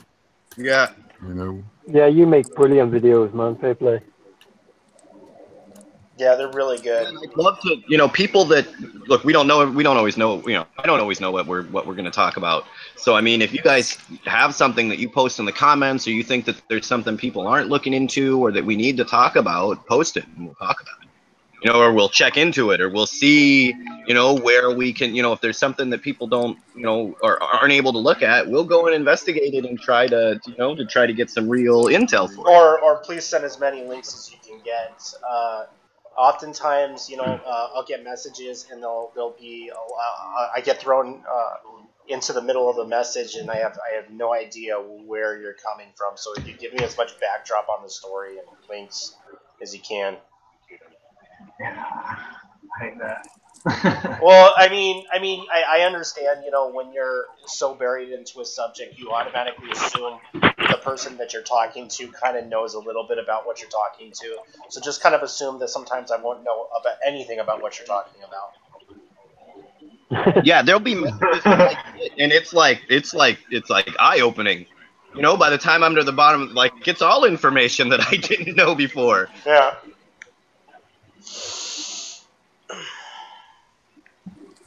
I just have one concern though. These NSA and all these alphabet agencies that are watching this, are we having like the James Bond 007 guys on us, or is this like the old guy at the desk that gets the job of? It's like, oh shit, I gotta watch the ABB show. It's like, oh fuck that. I mean, where are we at? I'm hoping that we have like young hip, like CIA agents, like guys that are right on the edge of coming over to our side. Like, I hope that's why they're listening, and not just because there's some old grouchy agent trying to stomp out communism. That's where all good whistleblowers come from. Like, I hope that they're at least listening to us for the right thing, and you don't, like, see the transcripts when you're an old man and they're all like, yeah, we monitor them day and night to make sure they weren't dirty communists. So that's why my phone won't work right. That's why I fucking get those weird pop-ups on my fucking phone. Yeah, but you're taking it wrong. Like, these guys sometimes feel like all the work that they put into it, and nobody, like, acknowledges them. So they're just sending you a little, like, hello, or... like no, I you know what I've done is I've done factory resets. I have done everything to my fucking device, and it keeps on telling me as I'm driving in the middle of nowhere, right? It'll say, please, you need to connect to Wi-Fi so we can find your location. I'm like, wait, why is my phone telling me to connect to Wi-Fi to find my location? I'm like, what the? Improve accuracy of their location. It happens in the middle of nowhere, even when all the permissions are turned off. I'm like, what the fuck? I we're having a hard time tracking you without you having the GPS turned on. It's a slave tracker, Tyler. Turn it on so that they can track you. It's a goddamn new phone. It shouldn't be doing this. Tie it to a squirrel. Tie it to a squirrel. Tie it to a squirrel. Why is he going further and further into a forest for days on end, running around in circles? They're gonna think you just lost it. Oh, so Venezuela is in a war zone. Apparently, is why we can't get their guys on. Well, they've been they say that they're on the brink of a civil war. They pretty much are. Okay. Like Venezuela. Oh my God, our leaders worldwide are complete and utter idiots. That's all I can say. Like, the country is literally starving to death, and they just can't figure out how to fix this problem. I'll save you some time. Send them some fucking food. Send them some seeds. Teach them how to fish. Like Trump is the only person to come out. Well, I'm not going to take military option off the table. What military option are you fucking talking about? You're planning on bombing them with KFC? Like, what is the line? Bombing them with a KFC? They're There's love, only they're one love thing that they bombs. need, and that's food. That's what The starving Pope's people. sitting on it. That's why they call them starving people. I'm bloody starving. I'm having a chocolate bar. Send them chocolate bars. Send them anything. Well, Food in general. there's That's been I've heard of random weird not only been out of food but just even normal medicine hygiene. There was a toilet paper outage for a while, and I've heard even from sometimes it's hard to get deodorant, dermal toiletries. Just saying, they need a lot. yeah, they do. They definitely do. But none of the things that we're doing in any way, shape, or form. Like, look, that's very true. I mean, imagine the world that we would live in. That when it is deteriorating like that, that you did send toilet paper and toiletries and food and water and the things that people actually need. But no, we're somehow it's somehow a good thing that we're stoking that nightmare there in the most powerful country in the world. This is on our hemisphere, right? This is our. Tastes like Nobody fucking on our side chemicals. of the world is fucking starving. Well, It tastes like chemicals. I was gonna say, letting the people doing what they're doing, I'm pretty sure that they will overthrow their government if nobody intervenes. So I mean, us getting involved, as Preston was saying in another show, as part of a larger agenda that they've been planning since the 70s. Yeah. Oh yeah, yep. We had Laurie Love on the other night. Yeah. Hi, Bula. Yeah, Laurie's here. Okay. Yeah. Oh, cool. I was just saying we had Laurie on, didn't we? And I hope that he gets the retrieval and this 99-year bullshit in America is solved. Goes away. You can do is since you're around and is fairly close to where he is, you can probably go to the court, support him.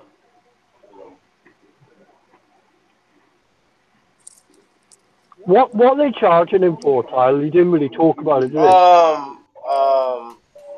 Well, he's got to have 3 or 4 stacked to get 99 years, man. I mean, yeah, that's what I was thinking as well.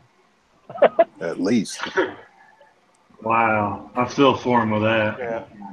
I mean, they got to make an example. I mean, like they did with Jeremy Hammond, they made an example. Yeah. Well, Jeremy he actually did something good. Yeah, Jeremy got a slap on the wrist. They only gave him 10 years. Well, yeah, compared to 99 years. Yeah.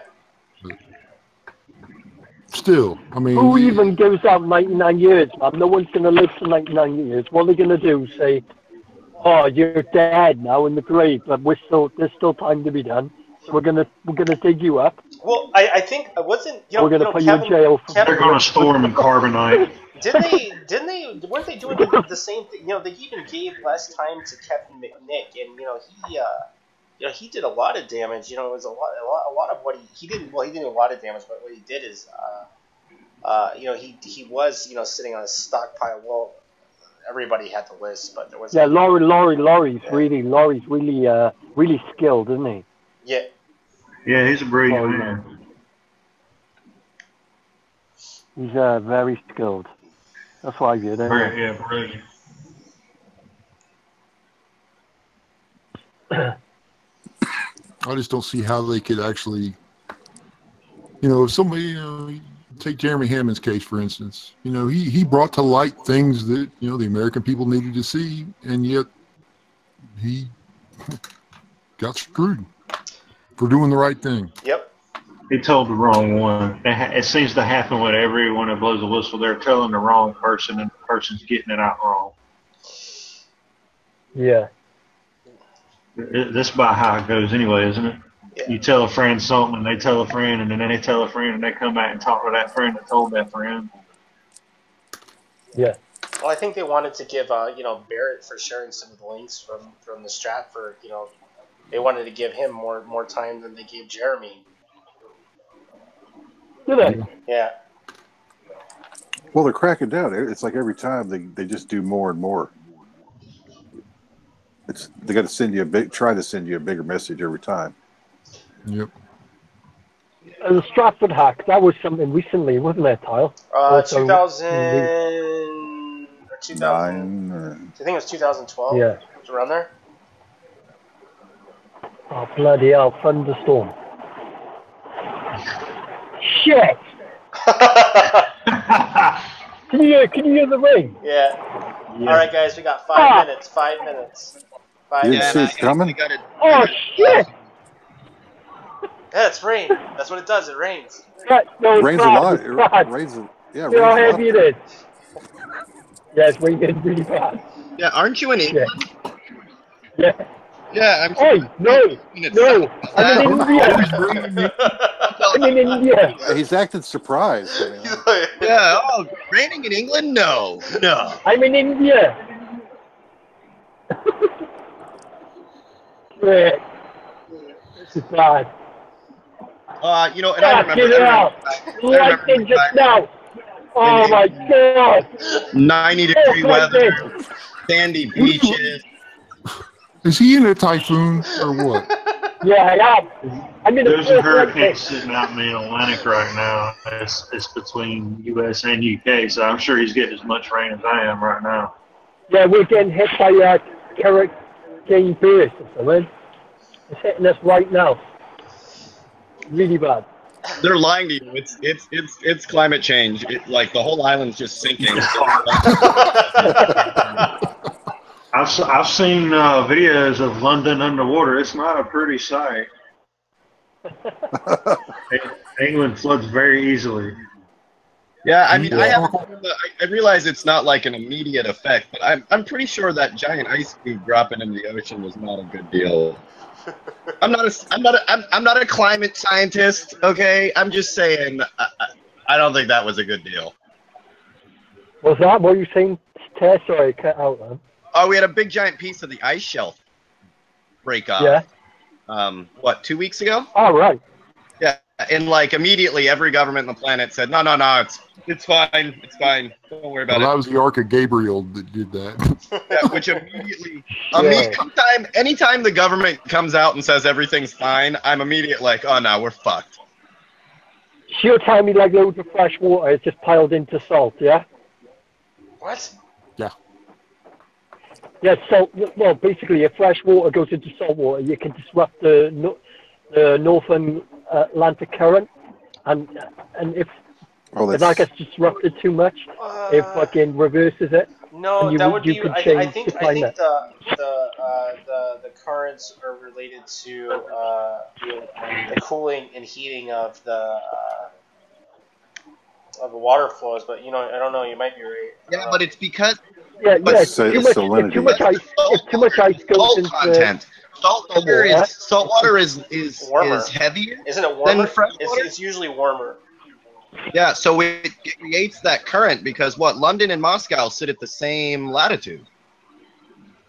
But don't they reckon if the ice caps completely melted, it could cause a climate change? All right, guys, we got 2 minutes. 2 minutes.